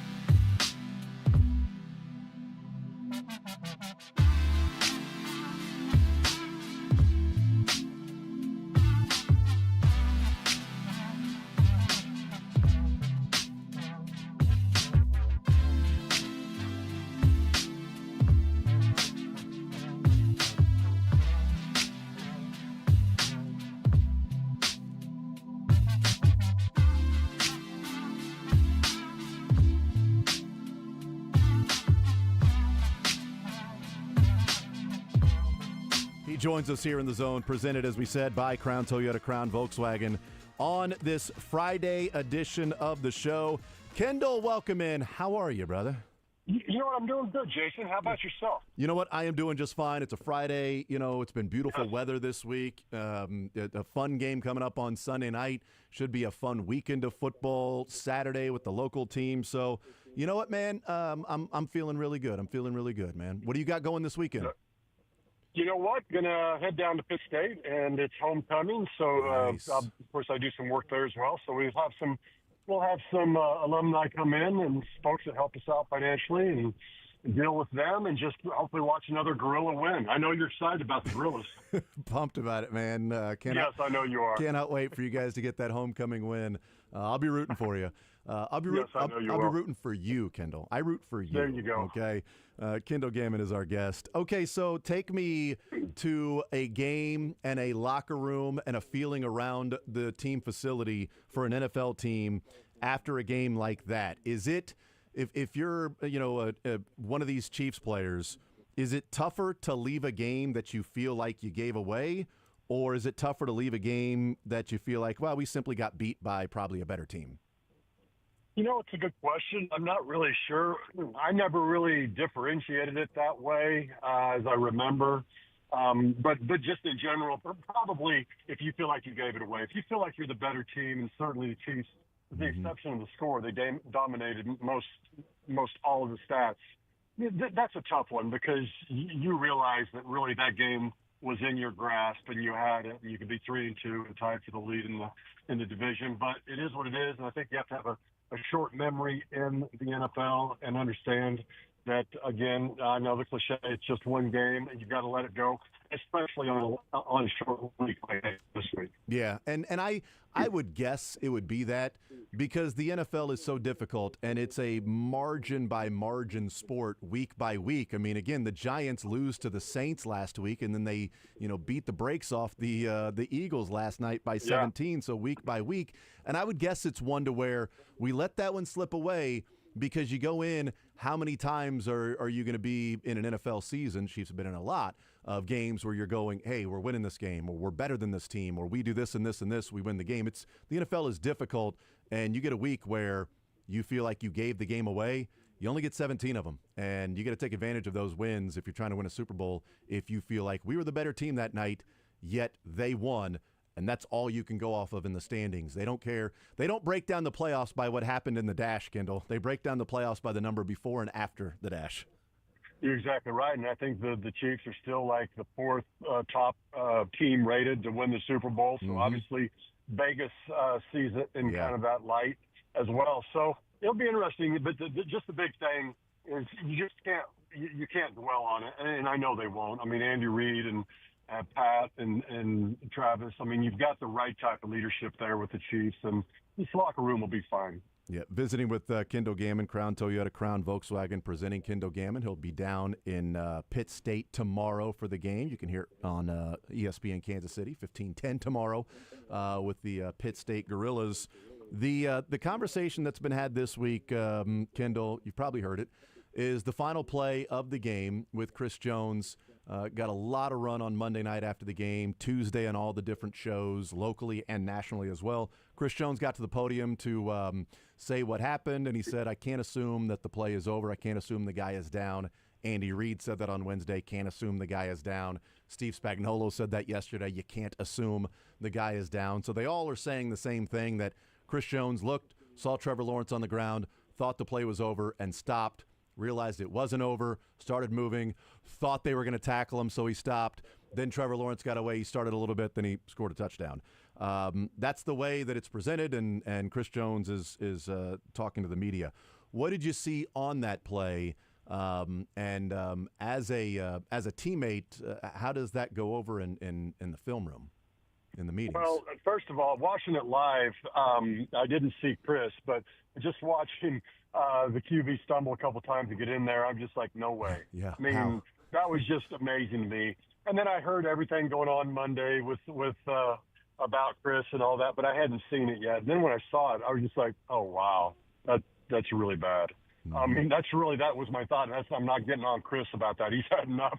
But I was just like, wow. And honestly, nobody has to say anything to be as far as inside the locker room, inside the four walls, because the guys know, and he knows the guys know, and it's embarrassing. I mean, that's the one thing that I always hated about film sessions was if I screwed up. It was never a lack of effort. It might have been a lack of athletic ability in my case, but never a lack of effort. But even so, when you don't do things the right way, and then you know that you're going to watch it on film on Monday, I hated it because I would feel like I screwed up, messing with my job, let the team down. Most importantly, things like that. So getting back to I think your first question, which is I don't think many people had to say anything. That being said, probably some coaches sat down with him quietly and respectfully and just said, this can't happen. Yeah, visiting with Kendall Gammon in the zone here on Sports Radio 810 at WHB. The Chiefs end up losing that game. You come away with it feeling like, as we said, maybe you gave that game away. What did you see in that one? And disappointing, frustrating, whatever the feeling may have been on Monday as to, giving that game away against the Jags, a team that, I came away from that one, Kendall. I said on Tuesday that I still feel like the Chiefs are the better team. And if I'm picking a team the rest of the way to say, who would you rather have if you're trying to win the Lombardi Trophy, I'll take the Chiefs the rest of the way. How do you come out of that game, this team 2-3, getting ready for a massive game against the Lions? Yeah, well, I agree with you. I think you would take the Chiefs also. And, I mean, it's good that it's a good team that the Chiefs are playing because you're going to focus extra for sure when you got a team 4-1 and a team that, arguably could be in the Super Bowl on the NFC side of things. So I think it's huge. And I forget where you asked to begin with, but just in general, that's a rough one. As I looked at it, anytime you're ahead 14 points, you expect to win. Yeah. And really, they had a chance to even be more because at 14-0, they had a interception basically given to them, and I think Tranquil and Bolton or somebody they ran into each other and didn't get it. And that to me would have been either a 10 or a 14-point swing because they ended up going down and scored a touchdown on that. So that's one of those where you kind of could have potentially put the nails in the coffin. They didn't, but I always think about that because every legendary coach that I've been fortunate to play for, that was the one thing they talked about all the time was if you're better than this team, don't let them stay in it too long to where they start to develop confidence. And I really think that's what happened on Monday night was down 14-0. And granted, it could have been, 7-7 because that was just a great play by Bolton on the goal line. But let them hang in there and stay close. And then they made a few plays. And that's what the NFL is in general is, 4 to 6 plays a game generally are pivotal on any team that wins or loses. Yeah, visiting with Kendall Gammon. And in that game, the win probability added or lost by certain plays, 5 of the top 6 plays in the game that were the highest in terms of win probability swinging plays were in Jacksonville's favor. So it's you're frustrated if you're a Chiefs fan, and if you're a Jacksonville Jaguars fan, you go, hey, look, they made the plays. And you know what? We've credited the Chiefs for making those plays, and they did that as well. And 5 of the top 6 of the biggest plays in the game went the Jaguars' way. You lost by 3. Those things happen. Now you get ready for the Lions coming up on Sunday night. Before we break down that game, Kendall, as a former player, a guy that played back in the day with old school football and old school coaching to the current way of coaching.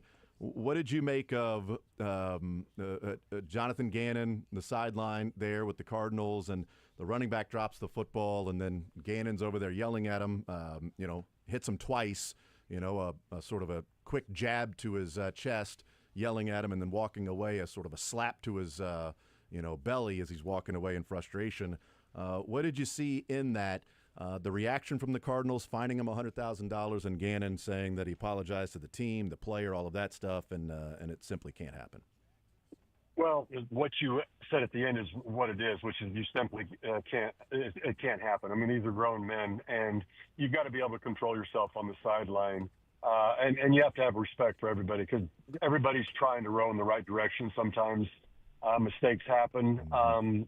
Sometimes if they're effort mistakes, that can be a little bit different. Going back to what we were talking about a little bit ago. But yeah, anytime things like that happen on the sideline, that would be when I have the least respect for somebody, is when they do things like that on the sideline, because you've just got to keep it together and understand that that's just not the way the NFL works.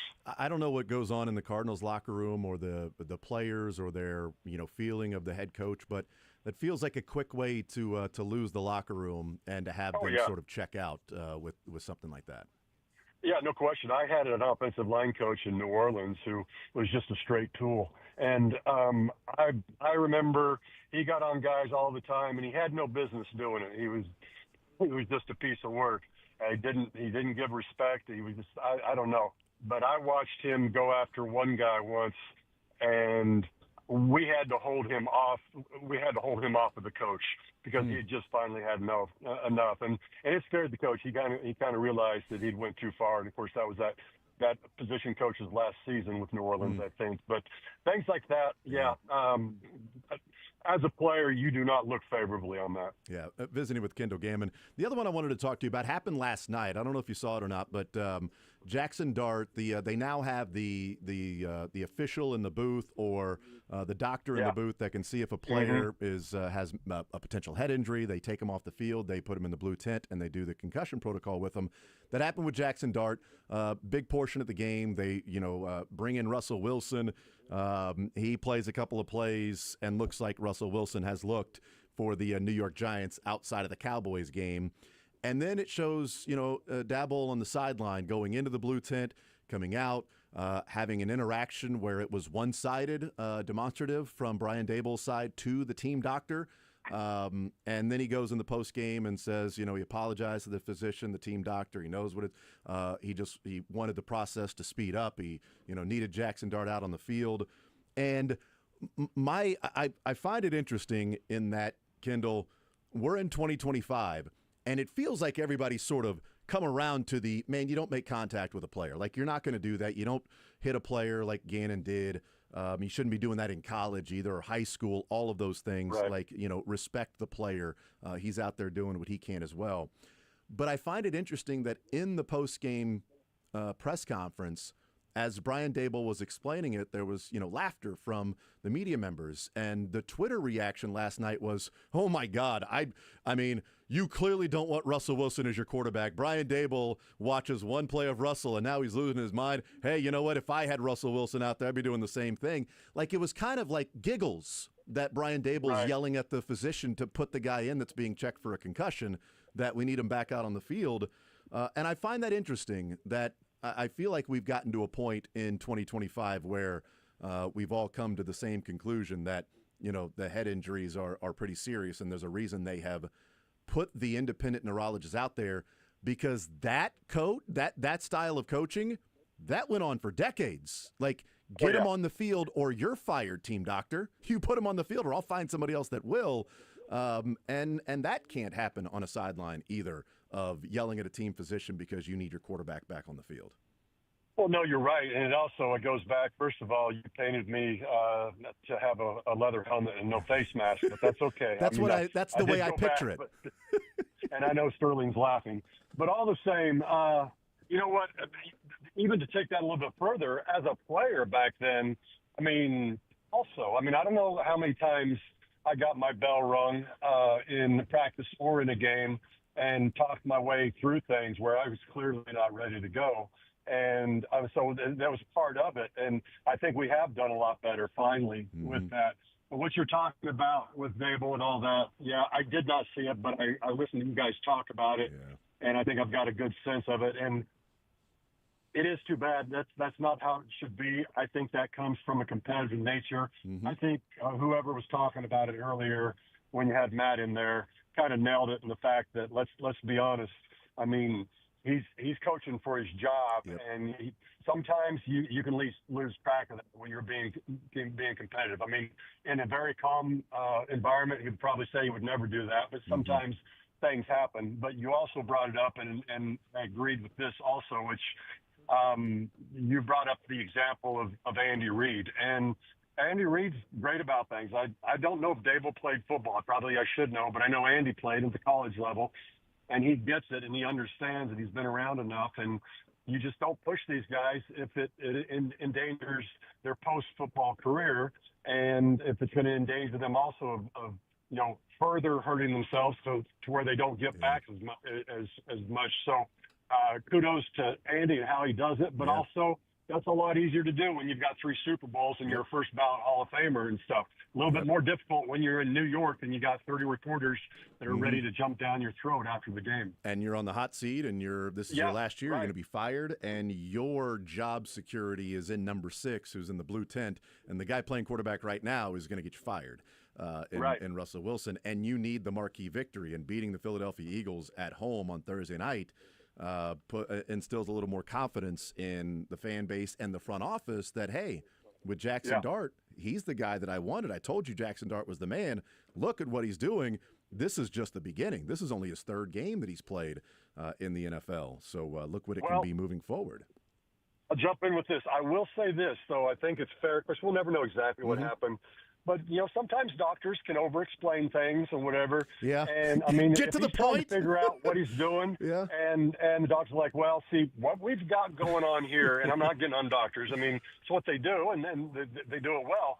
But they could be explaining something where it's like, I need you to get to the point because I've got to make a decision one way or the other of whether we're going for it on 3rd or 4th down and what's going on. So I think that's a fair assessment as well. Yeah, no, that's I think that's fair to give that as a possibility that maybe he's like, yes or no? Yes or no? Can he play? I just need to know one way or another, yes or no. Right. Is he ready to? I got to call a timeout here. We got, and in that moment, you're trying to win the game. Emotions are high. Yeah, for sure. Visiting with Kendall Gammon. Let's get into this breakdown. Chiefs and Lions. What do you make of the matchup? And the Lions secondary, I mean, they're missing a couple of players already. Kirby Joseph and Brian Branch both Kelvin Joseph and Brian Branch both missed practice today.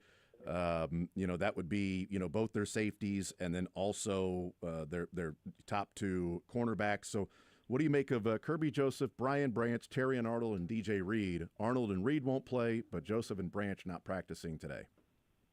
I think from their standpoint, it's the worst possible injuries they could have when you're going against the Chiefs, a team that prefers to throw the ball and has the best QB on the planet. So it will be interesting.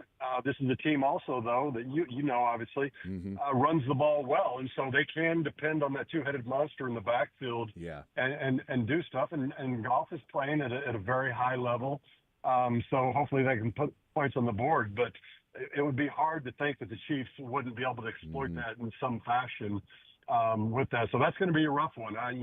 If you asked me, is there anything I'm concerned about in the game? Lots of things, obviously. The main thing is if somehow Detroit is able to get up on the Chiefs on a more than one score and able to start running the ball effectively, I think that would be rough. I think Detroit's a tough team. It could be a tough team to come back against if they are up more than one score, just because of how they can run the ball. I don't know that they will this week, but I think it's certainly there.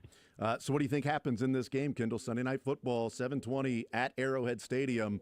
Should be a pumped-up crowd. Lions coming into town. What do you think? Yeah, no doubt. Sunday Night Football, playoff atmosphere.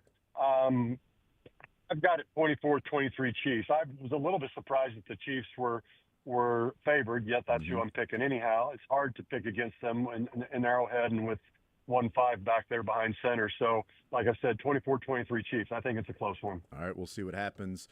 Kendall, safe travels there to Pittsburgh and back. Best of luck on homecoming for the Gorillas, and we'll talk next week, bud.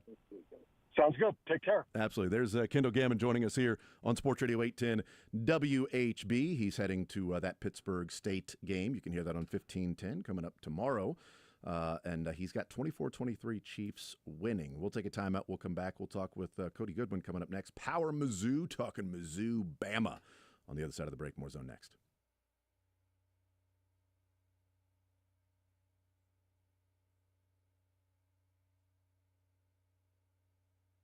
You know, it's cooling down a little bit. That means, winter's right around the corner. The weather right around the corner. It's never really goes away here in Kansas City. Do you know if your roof is ready to go for the winter months? If you don't, then pyramidroofingkc.com is a spot you can go.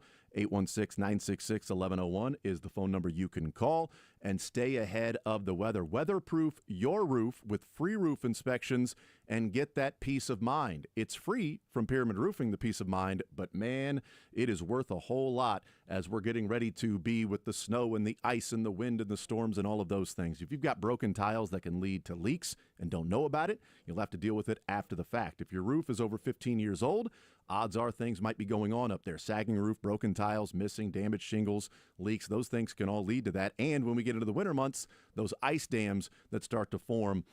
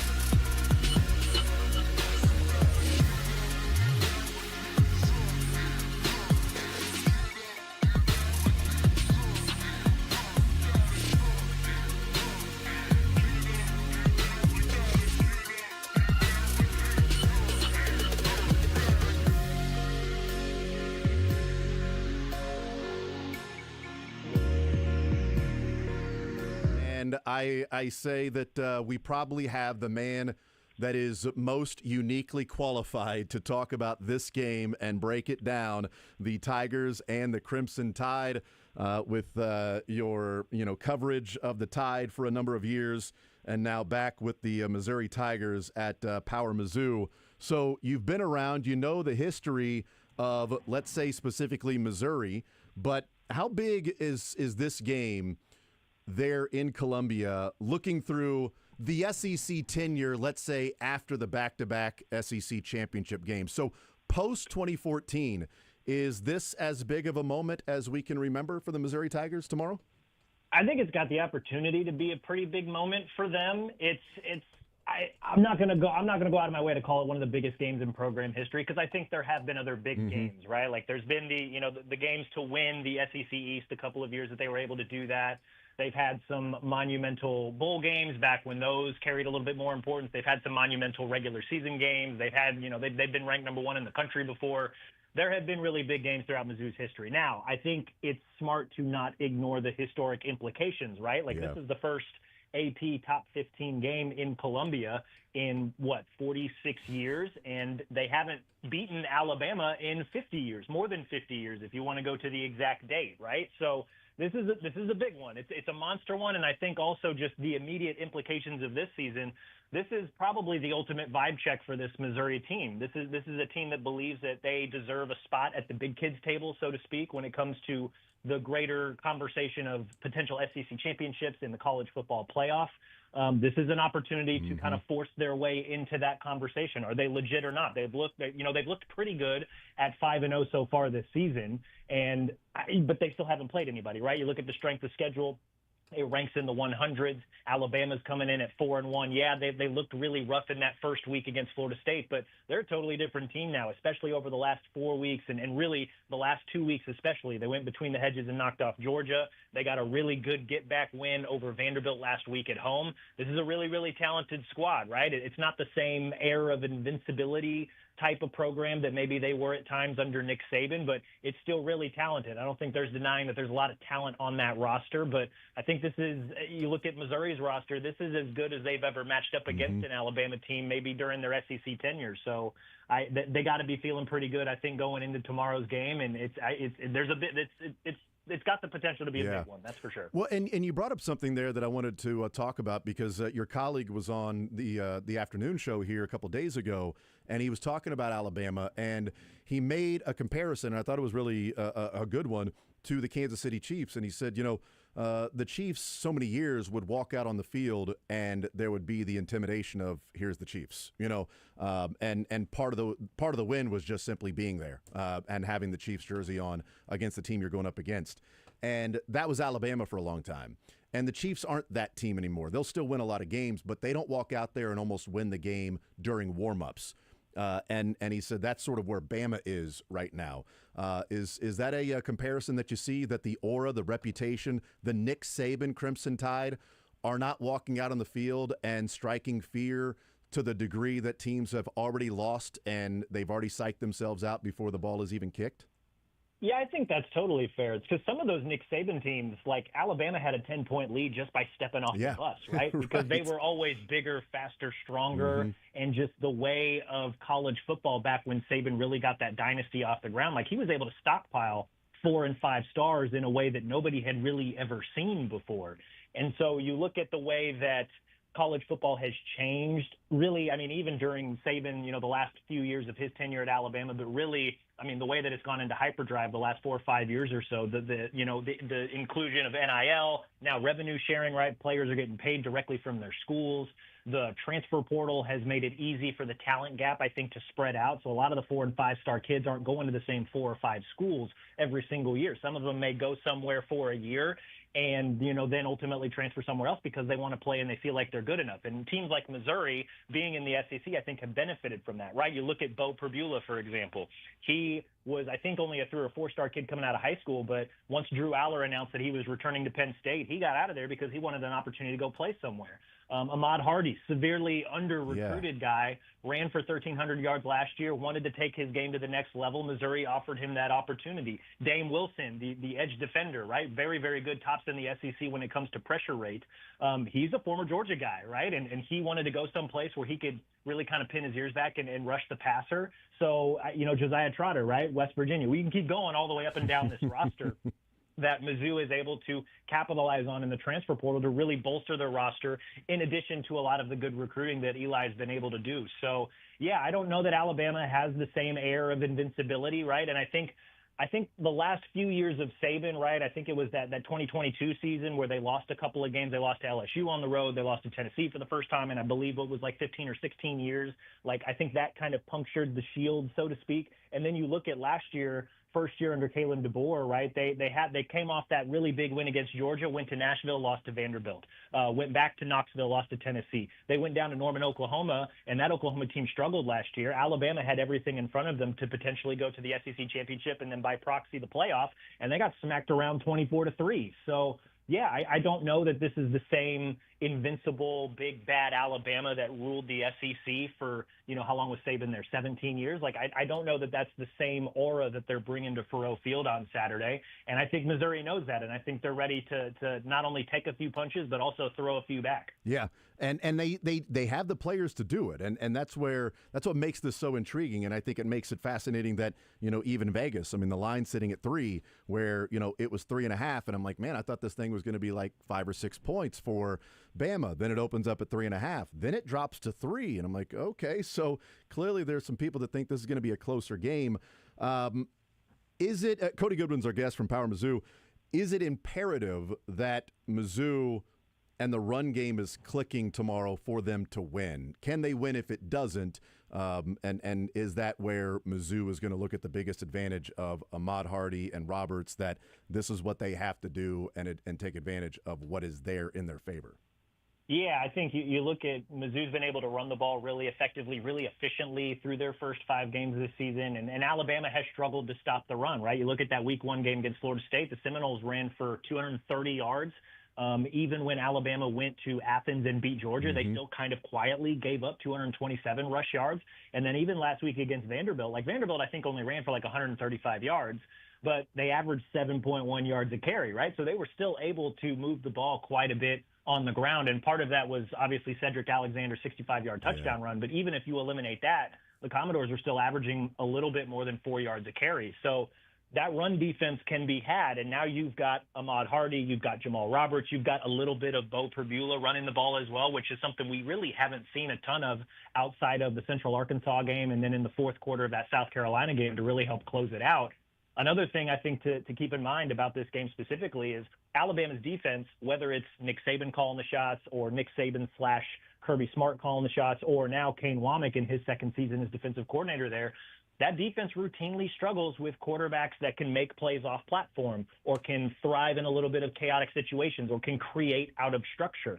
Bo Perbula has shown that he can do that, right? He was primarily a running quarterback when he was used in a reserve role at Penn State, and he has shown through not super often, but in a couple of games already this season, that he still has that in his bag in addition to be a really accurate passer. So I think that's something that Mizzou might be able to exploit a little bit, but I do think if Mizzou's going to have any sort of offensive success, if they're going to, if the script for a Mizzou win includes an efficient run game, because an efficient run game allows for second and third and short, and Mizzou is the best third down offense in the country. If you continue to convert third downs, you're able to retain time of possession, and Mizzou is the best in the country in terms of average time of possession per game. And if you're able to do that, you're able to keep that explosive Alabama offense off the field. You're able to limit opportunities. You're able to steal possessions from them so that it kind of forces them to have to play perfect. It might force them to press a little bit, especially an 11 a.m. kickoff on the road in a top 15 matchup.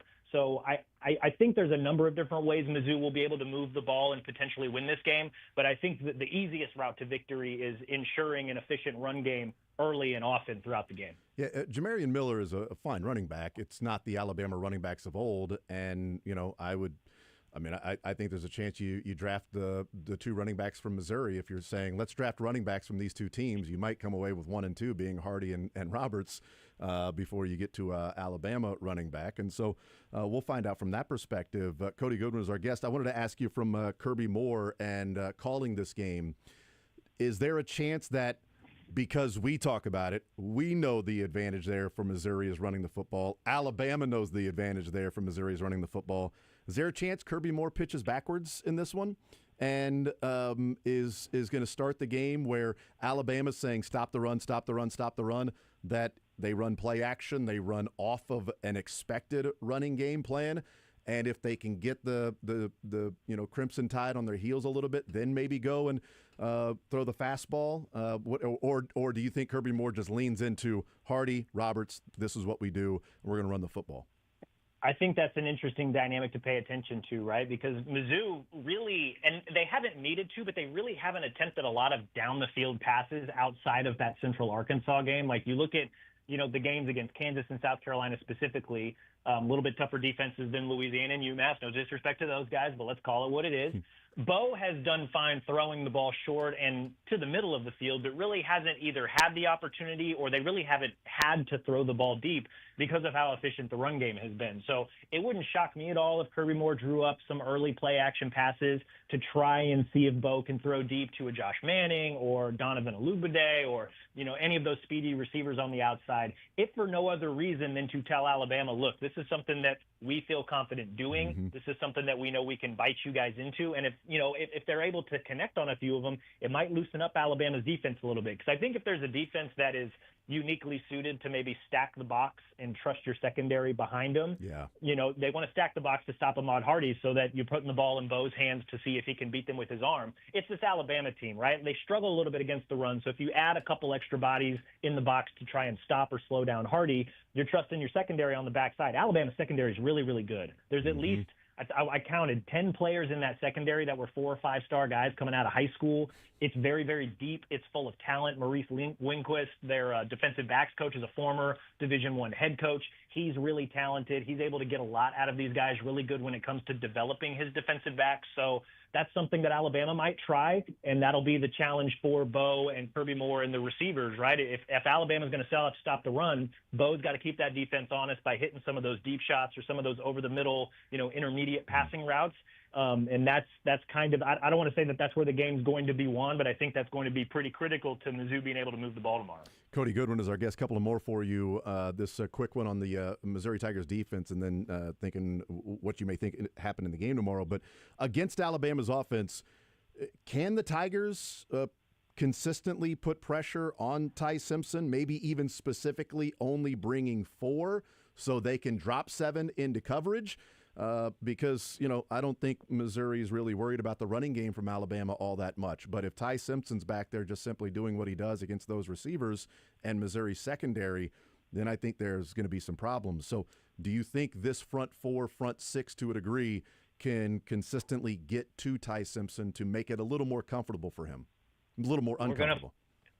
I think we're going to find out, right? Because I think that's another part of the equation for Mizzou to win this game is you've got to get after Ty Simpson. You've got to get him off his platform. You've got to get him under pressure because the stats have shown when he's got time and he's comfortable and there's no pressure in his face, he's one of the most dynamic throwers of the football, I think, in college football this year. He's been tremendous already, 13 touchdowns to 1 interception. He's the perfect trigger man for that Kalen DeBoer, Ryan Grubb offense, which is the same offense that we saw at Washington a few years back with Michael Penix and that trio of receivers. Like, they lit the world on fire up there at Montlake, and Ty Simpson is capable of doing a lot of similar things, not just because of the way he can throw it, but because of the weapons he's throwing too, right? Jeremy Bernard, Ryan Williams, Isaiah Horton. They have a really talented tight end in Josh Cuevas as well. So if you're able to get in Ty Simpson's grill and you're able to put pressure on him, that's when he maybe throws – what's the term? Turnover-worthy throws. Yeah. I think that's straight from Pro Football Focus, right? So if you're able to get in his lap a little bit and pressure him and get him off his platform and kind of disrupt his rhythm, that's where maybe Mizzou secondaries can get their hands on the ball. That's where Ty is not going to be nearly as efficient with the football. He's not going to be nearly as accurate with his completion rate. That's going to be the trick. Now, can Mizzou do it with 4? I think we're going to find out pretty early if they can or not. Yeah. I think another thing maybe to keep in mind, too, is Mizzou – They haven't really needed to so far this season just because of the schedule, but they haven't blitzed a ton. Like, we haven't seen a lot of really fun, exotic blitzes where they're able to send pressure from different areas of the field to try and confuse the quarterback. They haven't done a lot in the way of changing the picture post-snap, so to speak. I wonder if this is one of those games where Corey Bertoon really kind of digs into his playbook and says, all right, we're going to try and do this, we're going to try and do this, we're going to try and do this, unveil some of those fun blitzes, fun pressure packages, just to show something that maybe Alabama hasn't seen while studying Mizzou film this season. So I think this could be a potential game to just kind of unload the playbook a little bit and see what Ty Simpson can handle, because they're going to need to get pressure on him one way or another if they're going to want to get off the field. All right, what do you think happens tomorrow? I think this is a game that Mizzou can win. I think these two rosters are more even than they've ever been. I think Mizzou is uniquely suited to give this Alabama team some fits. But it's still one of those things that I got to see it in order to believe it. So I think I'm still rolling with the Tide, even though I think this is a game that Mizzou can win, which is not something I think I would have thought in previous Alabama-Missouri matchups. It's one of those things that I need to see it to believe it, man. Yeah, I mean, in the past, if Missouri and Alabama were playing, it was like, man, can you pull off a miracle here in some way, shape, or form? Tomorrow, it's like if they win, nobody's going to walk away from that going, man, what a shocker.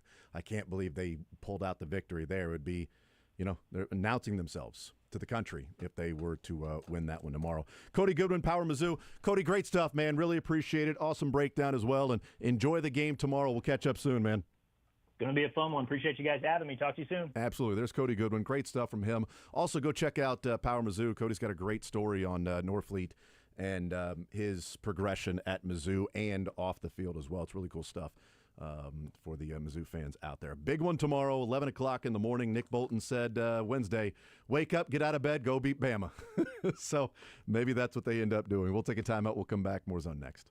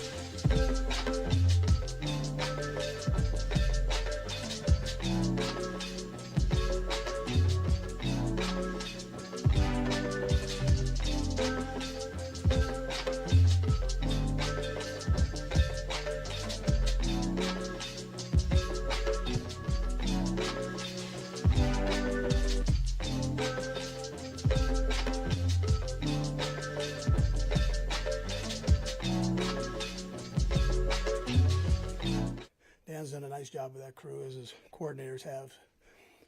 Good players and so on. So it should be a heck of a game. Time's yours. Andy, barring any changes from learning today, you expect Xavier to be available tomorrow or Yes. Sunday? Yes. No limitations or restrictions on. No. I mean, we'll see how he did after this. I mean, I'm telling you that. I haven't talked to him, but he did everything today. So to see where he's at. So you expect Christian Fulton might be available for this game too? We'll see. See how it goes. Yeah, he moved around pretty good. So see where we end up with all that. Okay. All right, good. Thanks. All right, there's the fastest of Fast Fridays that I think we may have ever heard for Andy Reid. About Might set a 45 record. seconds. I mean, that was pretty quick. In, out, Fast Friday. Let's get ready for the Lions. Xavier Worthy returned to practice today. Andy Reid said did everything, full participant. And also Christian Fulton practicing this week, saying that he moves around pretty good. We'll see. We'll see how he goes. No restrictions on Xavier Worthy on Sunday. And he's also looking forward to the challenge of playing the Lions. So got that as well. Will be a challenge. Yeah, it'll be a challenge. It'll be a challenge. But it's one he's looking forward to, though. He's not dreading it. So, he's looking forward to this thing. It's he's looking at it as an opportunity to play the challenge of the Lions. Dan's done a nice job with that crew. He says that a lot. He calls teams crews a lot. Yeah, it's now. well-coached team. Yeah. No matter who it Good is. crew. Well-coached team. They don't have a coaching staff, but it's well-coached. Player coaches is what they do. I mean, they are. Like every team they play are one of the top 32 in the world. It's true. It's a good point. That's a great point. One of the top 32 football teams in the world. So they are a well-coached team, comparatively speaking, to other non-NFL teams. So that's true. So we'll hear from also Noah Williams. If the Chiefs win Sunday, will the Giants still be their best win? I think the just Lions get to a point where the Giants are the Chiefs' best win. I think they're going to have to lose on. It might have been the best team that played so far. Yeah, I think they're going to have to lose on Sunday for it to be the Giants as their best win, because it's probably their best win right now. It definitely is the their best Giants, win. There's only two to choose from. The other team's tanking. Flip a coin. All right. The other team doesn't have Lamar and some of their defensive players, and Thank God they only faced Jackson Dart for like a couple plays. That was nice for them to wait till after the Chiefs to bench Russell Wilson. Appreciate that, because now they're 2-1 with Jackson Dart, knocking off the Chargers and the Eagles at home and losing against the Saints on the road. I had the Giants +7 last night. I didn't have the Stones to go money line, but I thought it would be close. No, and +7 for the what Giants. A great deal. It was still +100 at home. At home, dogs. getting 7 points on Thursday night, and they were +100 against a struggling Eagles team and a Giants team that's like, this is our chance. We just watched that on Monday night with the Jags. As big of a game there in Jacksonville in a long time, and I think the parody's impressive. back in the NFL. Dude. It is the parodiest of all parodies. Yeah, right. Somebody should do a parody on that. They should. It's such a week-to-week league. I mean, it's just, what are you going to look like this week? Yep. And whatever you did last week. Giants lost to the Saints on the road, and then they beat the Eagles at home. Eagles win these close games against, the Chiefs and the Rams, and then lose to the Broncos and the Giants. Here's Kingsley Sumatia. Man, it's going good. Really loving to play, especially at guard. Man, getting to move those big guys inside, but it's been great. Big improvement, but yeah, it's been good. How has it been working with Josh Simmons, just considering the rest of the line have been here for a while, but you guys were kind of the new pieces brought in? No, yeah, most definitely. It's my second year, Josh's first year. Just trying to grasp everything I learned my first year and share it with him, and especially with the plays. We have a lot of plays, but he's taking it on well. He's an incredible athlete, and I love playing next to him. So yeah. What are you facing in the Detroit Lions this weekend? What do you think of the Lions, defensive line? Oh yeah, they're a good front, and it's going to start with us up front. So they're definitely good up front. We got Aiden Hutchins, a good veteran inside D tackle. So it'll be a good challenge for us. Just that big bully mentality. It starts with us up front. So we'll bring it to them. How much more confident are you right now than you were like a year ago today, after starting a little bit and had things not go your way and the position change? You feel a lot better about everything right now? Yeah, I feel great. Just blessed to be in this situation. The coaches trusted me to play guard, so I'm gonna give everything I can at it. So it's been going good. But yeah, definitely a big improvement from last year. Just a good growth for me. So yeah. You got a little family feud in this game? No, yeah. So No, yeah. What's your communication like with your cousin on a regular week? How often do you guys text, chat, or whatever? And anything this week? How's that go? Yeah, it was his birthday yesterday, so I wish him a happy birthday, and then I just said see you Sunday. So kept it short and simple from there. But yeah, we talk on occasion, when we can. He's a busy guy, so yeah, whenever we can. But yeah, I'll see him Sunday. Is that an easy expectation for like a jersey swap or something? Oh yeah, most definitely. Yeah, I'm gonna have to get that one. Do you? He's been kind of an inspiration for you and someone who's helped you get to where you are, right? And he's not that much older than you, but he's been around for a little bit longer. What was it like watching him kind of blaze the trail before you? No, yeah, it's been great. Watching him, man, you see my film, he's dominant, good in the run game, great in the pass game. So just trying to take that from him, but at the end, I gotta take that into my hands, how I play and my mentality, when I step on that field. So it's been great having him. Is he someone last year that you kind of leaned on to reach out to and talk to about when things maybe weren't going as well? Yeah, but no, it just kind of took it upon myself, looking in the mirror, what kind of player I want to be. So kind of just took that on myself on that one. Last couple. Kingsley, as far as run blocking, if you guys as a unit started to take the strides you'd like to see, Jacksonville kind of looked like, at least from a running back perspective, best game you guys have had? No, yeah, we got a great running back group and great up front. We got to make those holes for them and, give them that little space, boom, they'll be gone. So the run game's been going well. Again, like it starts up front. We got to make those gaps and holes for them so they can get out and free. So, yeah, it's been good. Thanks, Kingsley. Appreciate it. All right, there's Kingsley Suamataia, cousins with Panay Sewell, who apparently birthday was yesterday and said, happy birthday, see you Sunday. Man, what if Panay Sewell walks up to him and was like, oh, man, sorry, I had already promised this guy my jersey swap. I mean, I'll get you next time. Sorry about that, Kingsley. Just going to give it to Jack Cochran. Chris Jones has been asking about it for a while, and I don't want him to go to the post game like he did with Russell and say he doesn't want it anymore, so I definitely need to get that jersey swap with Chris Jones. Yeah, that seems like it was a great question from Todd. Is this the easiest jersey swap maybe expectation ever? It's like, oh, yeah, no, I'll get that jersey after the game. So just do a story, an expose on how much money is wasted on NFL jerseys every year.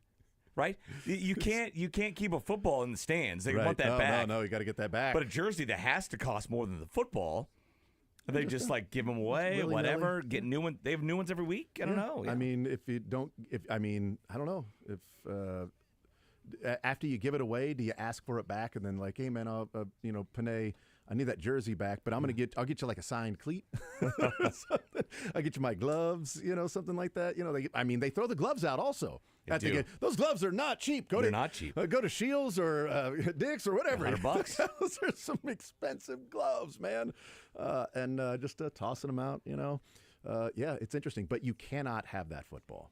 That football is Can't ours. have that, baby. That football is ours. We got 17 pairs of gloves for each player, but we have one football out here. My thought is, okay, if the net is up and it somehow goes over the net or to the side, charge the kicker. It's his fault. It's fair game. It's fair game. It should be fair game. You get charge the kicker. Yeah. Sorry, you kicked it. That guy gets to keep it, but you owe us $200. See, but what I don't understand is, so if you score a touchdown and throw it into the stands, fair game, you get to keep it. Wait. Because it's like if you give the football to a fan, after a touchdown, you toss it to a fan, they get to keep that one. But in the game, if you throw the ball away into the stands, I got to give that back. Well, he threw it right to me. If you give it to somebody, I get. But if you just throw it in the stands, they're not going to run and get it. No, if you throw it in the stands, they keep it because Travis Kelce threw the Chad Henne postseason touchdown pass when they beat the Jags, that 99-yard drive. When he threw it to Kelce turned around and fired it into the stands, and they're like, hey, man, that was his first postseason touchdown pass. So they had to do like an exchange with that person later. Sure. The person was like, yeah, you can have it back. Absolutely. Give me some sweet gear. But you get to keep it. They throw it in the stands. It's yours. But remember was it the Packers game where the guy jumped into the tunnel on a field goal on Monday night and caught it while he was jumping on into the tunnel. Probably not going to get to keep that one. Yeah, I think, should. He should be able to keep the that team one, should be able to keep him. That's right. He jumped into their arena. I mean, they did an interview with him that night on Monday night, and he was like, I just love football, man. I just love football. A lot of people love football and don't jump 15 feet. But he caught off it, right? He caught it. Yeah. Yes, he jumped. Did he survive the catch on the ground, though? Yes, that's a great question. Yeah, I don't know. His legs survived. Probably didn't. Yeah. His legs survived because they did the interview with him like 10 minutes later, and he's Standing like, up. I just love football, man. It's great. And I just it was heading my way. So, like, it wasn't a throw. Like, you weren't an intended target.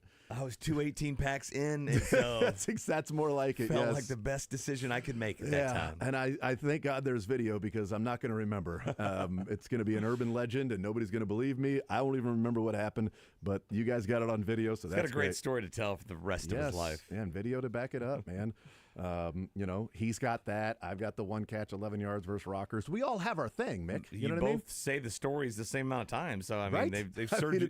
It's served you well. Yes, right. He probably has his job based on It was that. 11 yards. I thought it was like 5. No, it was 11 yards. It was Oh, first I down. feel like it's growing maybe every year. No. When I first met you, it was 5. A grower, not a shower. When it comes to my highlights, no, one catch, 11 yards, first down. It was pretty big. We needed 10 yards to go. It's Brandon Shelby. You know what I mean? Yeah, Rockers. They were at the time. They were pretty upset about that. Yeah, he was so mad. Yeah.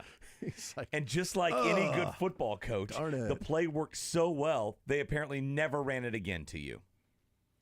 Well, I rarely got in the game. Well, that's what I'm saying. That's a football. I mean, that play worked. Put you back in. I agree. Keep throwing it to you. Problem was everybody that went up against me was like Noel Williams, and here he is. Adjusted to figuring out how much you're playing each week and just being ready when you get your chance. Just preparing through the week, being in meetings, just listening to Spags, what his game plan is, what the packages and all that, and also what they do. So it depends how he calls it throughout the week. I pretty much know. What's your comfort level out there right now? Like getting the calls and doing that mental part at this point? I'm getting more comfortable, each time I go out there because, I'm surrounded by good vets, good players. So, they communicate with me, I communicate with them. So I'm for sure getting more comfortable with each snap. Last year, beyond it, I imagine you're watching guys like Devontae Smith and DeAndre Hopkins. I guess what kind of confidence booster is it when you're able to win reps against guys like that? Yeah, it's a pretty good confidence booster, when I go, when I'm on the field, it's just got treated as a regular player, they are, good players, and I got respect for them, but, I just got, just win my matchup, do my assignment. No, what's your enjoyment just with the physical part of your position? Just be able to do the hit and not get hit. That's why you play defense, Is that something that's always been part of your game? Like, when do you remember sort of making it a bigger part of your game?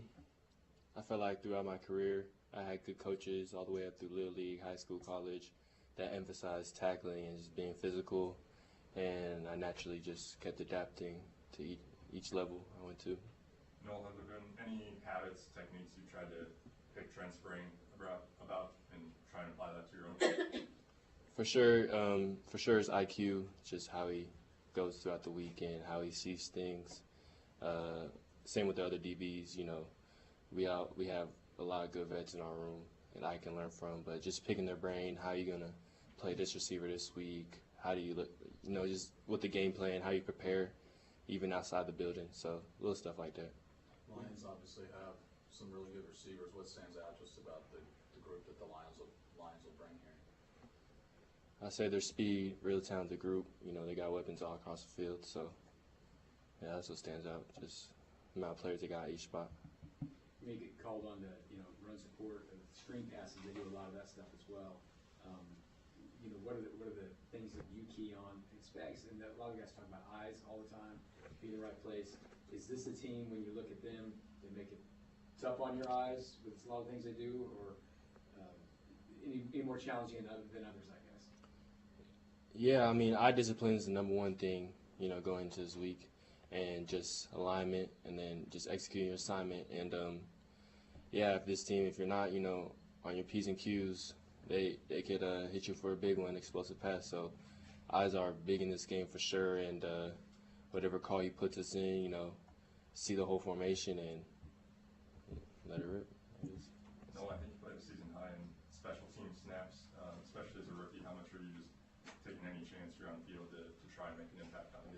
yeah, any opportunity I get on the field, I'm going 100% for my guys. Coach Tobe is a great coach, and he's just taught me so much more about the game, especially special teams, how important it is. Flipping the field, just being physical. It provides juice to the offense and defense. So special teams, I take it very seriously. Any more questions? All right, thank you. Thank you. All right, there is Noel Williams. Played 4 snaps last week, and Steve Spagnuolo said it was just simply he's got a certain number of packages that he's involved in on the defense and just went with the others in this week. My theory, my analysis on that is I think people are going to be as frustrated this week as they were last week with Noel Williams' playing time or lack thereof, because I think Steve Spagnuolo played Shamari Connor in the slot because it was a heavy run team and he wanted a bigger slot player rather than Noel Williams in the game. Trent McDuffie's on the slot. So now you've got McDuffie and Watson on the outside and Shamari Connor in the slot, helping out as almost like another linebacker / safety there. You have a heavier run team. Heavier, yeah. And now you've got the Lions that are even bigger. Yes. So is this going to be the game where he's like, okay, now let's go smaller. Now we'll really lighten it up. I think you're going to see just as much Shamari Connor as they saw last week, and people are going to be frustrated by it. And it's going to be even rougher because if Shamari Connor's in the slot, he's going up against Amon-Ra St. Brown, not Diami Brown. So a little bit of a different, nut to crack on that one. That this is one of my favorite stats, and it's not a great stat for the Chiefs, but Amon-Ra St. Brown this year, 61% of his targets, not catches, 61% of his targets are first downs. Go for first downs. It's not even like, 61% of his catches, he gets a first down. Probably 75% or something like that. 61% of every time, 100% of the time, 61% of the time he's targeted. It goes for first down. Like, that's just ridiculous. The math would say throw it at him every time. Yeah. And you will never punt. Right. Why wouldn't you do that? Just seems dumb to not throw it at him more often. And Shamari Connor, if he's the, quote, big slot, then that big slot's going to be on Amon-Ra St. Brown. It's going to be Amon Ruff. I like that one. That was pretty good. Why would you not put McDuffie on St. Brown? For the reason of being Running there to stop the run. To be inside, interior, closer to the line of scrimmage, closer to the blocking. Because, they've got their backup tight end, unlike the Chiefs' backup tight ends, their backup tight end is maybe the best blocking tight end in the NFL. Because that's what they do. Where the Chiefs used to have a guy like Blake Bell that you could bring in to be a blocking tight end, and now they've got Kelsey and Gray and Big Bob. They don't have a guy that it's like, all right, you're going 12 personnel. This guy's just going to be like an extra blocker. Chiefs are going to have to go up against that. You got 5 offensive linemen and then a really good tight end that's a really good blocker. So when they're out in 12 personnel, they've got 6 essential offensive linemen. When they played the Ravens, I pointed this out when they were getting ready to play, when the Chiefs were getting ready to play the Ravens. Ravens were coming off the loss to the Lions. The second half, they just put, and I keep forgetting his name, but they put the backup tight end, the blocking tight end, on Mike Green, the defensive end, in the second half. Just said, you block him. Like, they just said, we're putting a tight end on a defensive end in the second half because that's how good he is. But that's why you're going to see Shamari Connor, I think, in the slot even more. So unless there's obvious clear-cut running downs and clear-cut passing downs, right?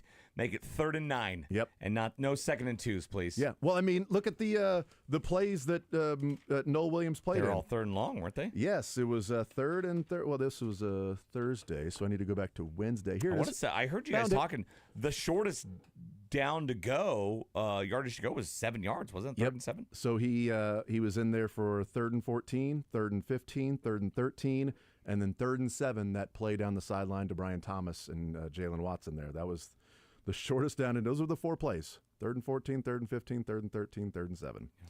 So clearly last week it was, you're going to play when it's obvious passing situations.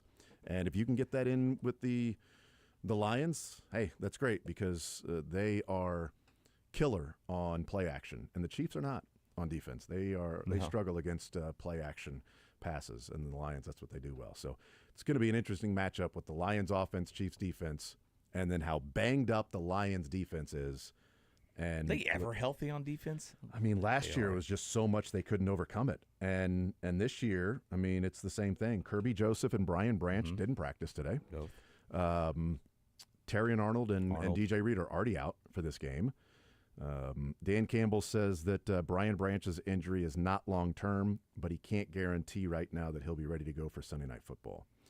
Brian Branch, remember, as the pick six on Kadarius Brian Toney. Branch loves Kansas City. He got drafted here. 100%. He was one of the guys that stayed the night. Yes. We all applauded him. Right. I remember he returned the favor by picking off. He picked off Kadarius Toney. He didn't pick up Patrick Mahomes. We said it in April. You're like, you know what? I'm going to root for that guy. Because he didn't go home and pout. He stayed. I'm going to root for that guy. His very first game, that son of a gun. I can't stand that Who guy. is this guy? What the hell? Man. Get out of this town. You have overstayed your welcome, okay? I said make yourself at home. I meant the first 2 days you were here. Yeah. Now go home, sir. Do it against like the Packers and Vikings and other teams. Yeah. Like your division, not us. Idiot. All right, let's take We it. housed you. Yes. For a couple Come nights. on. The crowd cheered you when you walked out. You got a huge ovation from the crowd there. Why? Why did you do that against the Chiefs? Selfish. You know what? It's inconsiderate. And then you're like, well, maybe the Chiefs should have taken him in that draft at that position. Couldn't have been worse. Yeah, I probably should have. I'd love to have Brian Branch on the team. That'd be pretty good. Pretty good. We'll take a timeout. We'll come back. We'll get into what we think is going to happen this weekend. Chiefs, Lions, Mizzou, Bama, KU, Tech, K-State, TCU. I think they're all going to win. I think so, too. Every single of them. Yeah. Every of them. All those teams you mentioned, I'm going to cheer for them, too. Yes, every single one of those teams, we're going to get winners in those 4 games. At least 3 of them, I know for a fact, we'll get a winner. I can't guarantee we'll have a winner in all 4. You're really going to make me talk about this. What? What? I can't guarantee there's going to be a tie. There's going to be a winner on Sunday Night Football, but I guarantee there'll be a winner on the in the college games. 3 out of 4 guaranteed winners. More zone next.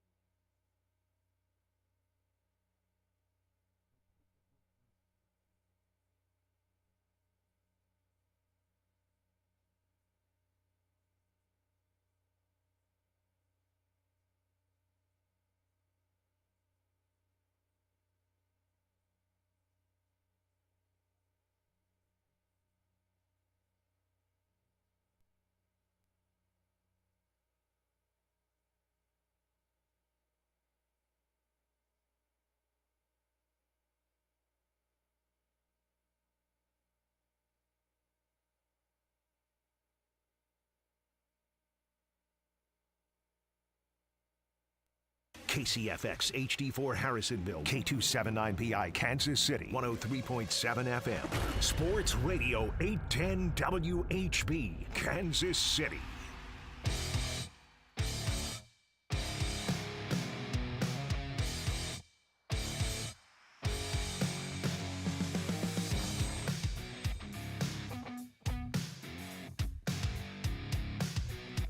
All right, we'll continue right here on Sports Radio 810 WHB. Coming up tonight, St. Thomas Aquinas taking on Rockhurst in the Sports Radio 810 High School Game of the Week. Oh, a couple upstarts there, yes, man. I know, man. Underdogs. Right, Hopefully yes. one of them get a Trying win. to, you know what? I think what's going on is 810 Varsity and the High School Game of the Week trying to shine a spotlight on lesser-known programs. Yeah, it's good for them. Around the Yeah. area. So it's Rockhurst. That's a college, I know. Yes, I think it's the college. And then is it the St. Thomas Aquinas is the one in Florida? Yes. That's who they're playing? That's I exactly assume? right. Okay. Yeah. Yep, St. Thomas Aquinas versus Rockhurst is what it says here is how to pronounce it. Is Rockhurst. Hopefully it's a good game. Hopefully it's 11 man. They're I think 11 it is. 11. I think they're. I'll go check. Yeah. And they're definitely both in the same state. Well, I know that for a fact. Have to be. You're not going to have like a cross state game. No, you won't. Not at this point in the season. It just makes no sense. I mean, just hopefully the coaches are confident enough that know what they're doing. Yeah, You know, hopefully I mean, those coaches. It's think like it's probably the biggest game of their lives. I would guess that they've never played in like state championships or anything like that. I'm sure combined so. they haven't won 15 state championships. No. Combined, have they won 15 games? Like that's what you wonder. knows? Like the coaching and experience is going to be a real key to this game tonight. I think that. I think that. And the thing about this game is, not many players going to D1 schools. I'm sure. This game, not None. many. No, this is it. It's going the to last be game ever. really scrappy, hard workers and gym rats. There's about a lot of gym rats in this one. Not the high level talent that you see in some other games. Well, in this one, hopefully the the cheerleaders for both schools can drum up a lot of pep and a lot of momentum. A lot of times you're playing for the girls at the school that you go to school with. Yeah. A lot of times you're out there playing for that. Both those more than you schools, I play. think, So, is. yes, Yeah. I think Well, both of them are doing that. Who's Mill Valley got tonight? Oh, like the West. The big programs. There you go. 2 4-1 teams. There you go. I mean, it's what's going the on? West took down Gardner by like 3 scores last just week. some guy that was a gardener. They just took him right down. Took him down. Took him Yes. down. Like, Hey, I win. how's that feeling? Like, Yeah, huh? Rubbed his head. Right, huh? Gave him a wedgie. Yeah, use dirt with that. Huh? Trying to dig up some things on that. All right, let's get into the I wish I local. could bet on high school sports, by the way. Really? Who'd you put money on tonight? I don't know, but I think I would make so much more money on high school sports. You would. I'd have to pay for your Is that legal? tout service. No, but it's not legal. Why not? But I back in the day, I heard of like a bar in KCK that would take action on high school games. Awesome. Never visited it. I didn't check it out to see if it was true or not, but that was the rumor. That take your action. Once they get around to understanding this is America and passing the rule that you can start to bet on high school, I'm going to pay for your tout service. I'm going to actually reach out to be the Lee Sterling of it'll be Skinny Mick. Skinny Mick. Be the opposite by then. So all right, we got the games you can bet on this weekend. Let's go through the local schools. K-State, TCU. Like the Cats are giving points, aren't they? Yeah, at home they're a 1.5 dog, but again, I think if they would have taken care of the double-digit lead in the fourth quarter, I think they'd be favored in this game. They are favored, aren't they? No, they're 1.5 dogs. Oh, I thought K-State was giving points. No, they're 1.5 dogs at home. So yeah, that seems right. Yeah, it's right around 1.5. That seems whatever. what it should be. And so TCU should be favored. And I'm like, but I've already said multiple times this year that I'm not gonna keep believing in K-State until they prove me. Well, right. not against TCU. And another team with a really good quarterback. Yes. Who has gotten the job done this year. They lost to Arizona State, but it's close, and Arizona State's a decent team.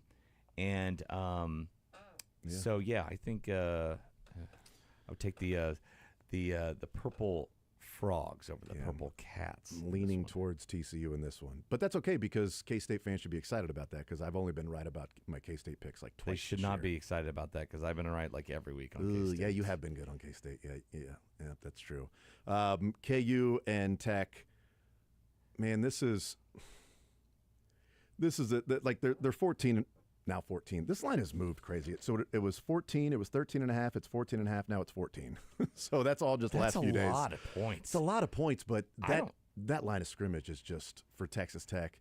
Like, we think Texas Tech, but they're all like Alabama and Florida and Georgia and Ohio State and Texas transfers that are now playing for Texas Tech because they're getting NIL money. Not like you're transferring from there because you were never going to play.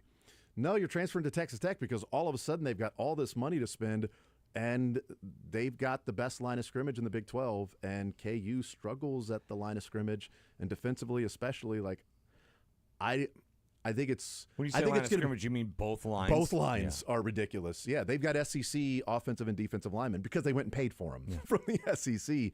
I think it's going to be tough for KU to keep up offensively that I think Texas is going to be able to do against KU's front on defense. I'll take those points, man. Yeah, that's a lot at home. And look, Michael's we'll not taking the points. What happens? He's given the points with Tech. Oh, really? Yeah. It hurts me to say, but well, and look, Tech have they had a running clock? Didn't they drop to like 8-minute quarters in one game?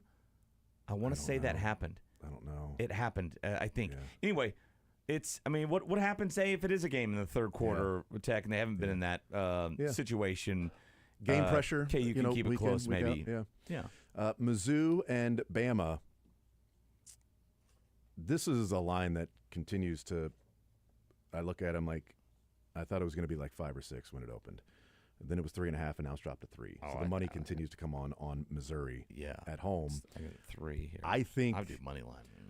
I think it's. I'll probably do money line on this one. On Mizzou. On Mizzou on this one because they do have an advantage. The rosters, we talked to Cody Goodwin, who was covering the Crimson Tide the last few years, and now with the Power of Mizzou. But the rosters are as close as they've ever been since Mizzou's been in the SEC, and there's an advantage for Alabama when they have the ball with Ty Simpson and the receivers against Missouri's secondary. That's rough. But I think the biggest advantage in the game is Missouri's running game against Alabama's terrible run defense. And if you can control the ball, and I think the top 2 running backs in the game both play for Mizzou, in Hardy 100%. And Roberts, before you get to Miller ran for 120 yards last week with 2 broken tackles. He forced 2 missed tackles last week and ran for 120 yards. He got what was blocked for him. Hardy and Roberts are getting way more than what's blocked for him. And, this is a huge opportunity. It's 11 o'clock in the morning. They just got through playing Georgia and Vandy. 100%. And now they got Tennessee next week. 100%. And Mizzou sitting right here at 11 in the morning. It's a great time. You're on this stretch of home games. I think, Alabama. Coming off a bye. And Alabama was out for revenge last week after what happened to them at Vanderbilt last year. And I don't think Missouri moves the needle for Alabama. No offense, but I don't think it makes their bird twitch. You know what I'm saying? No, I don't think at it does. all. And you don't have. I don't know if you have their full attention, and that's great. And like you said, I think the rosters are very similar.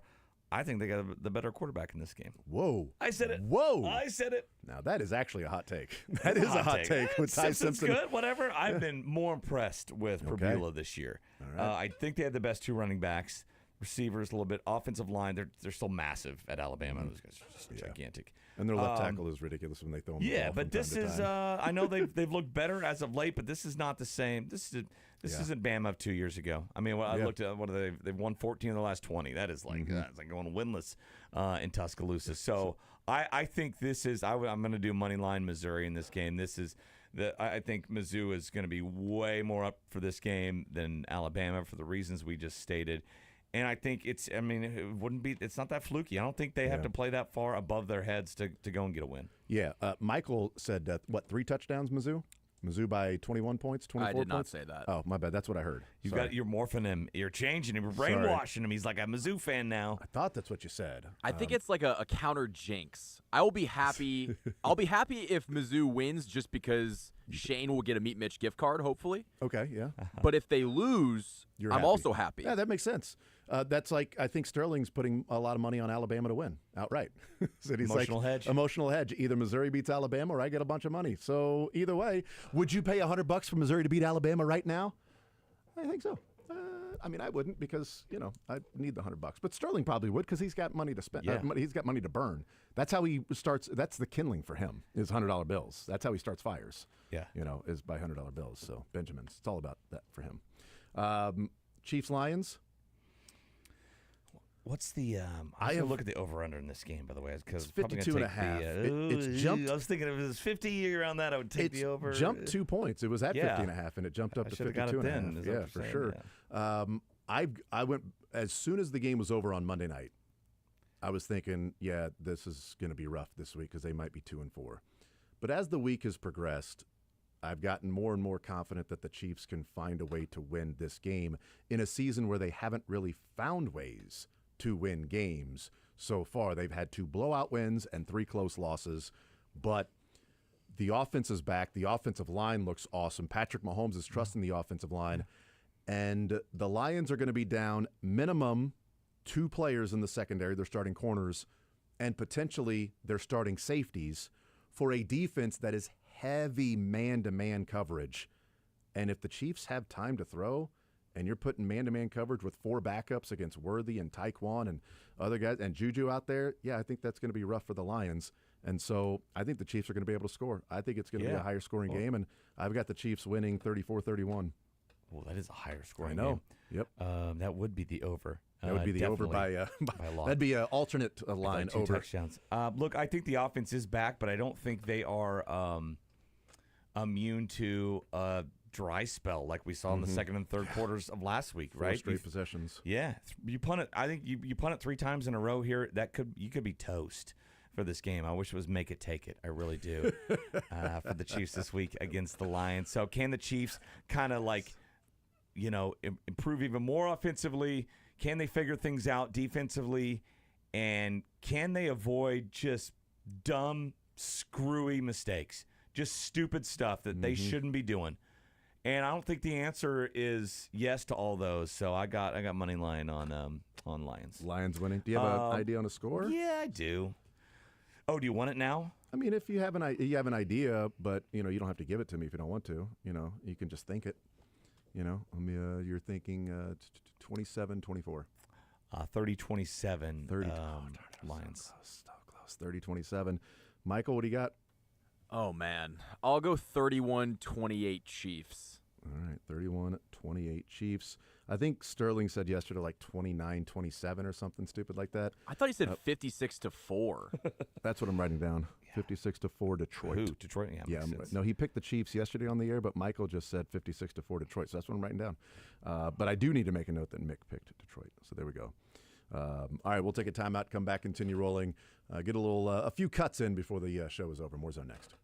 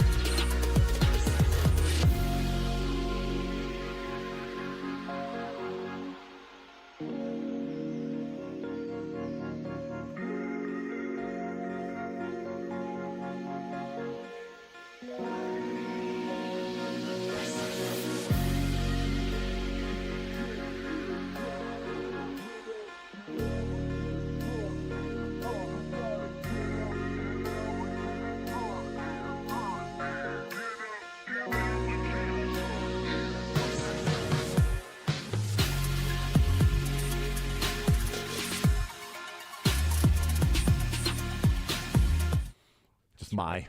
That's right. Are we done yet? Is it 2? Week's over, right? I think we did it. I think we accomplished everything we Where are you set going to watch out the to. game tomorrow? Are you going to be propped up basement? I'll be in the basement, propped Nice. up. Tell your family don't bother you. Lock that door down there. Yeah, Lock the well, door. it's a weekend, so yes, that's what I do typically. Mick, thank you, sir. Appreciate it. Anytime, guys.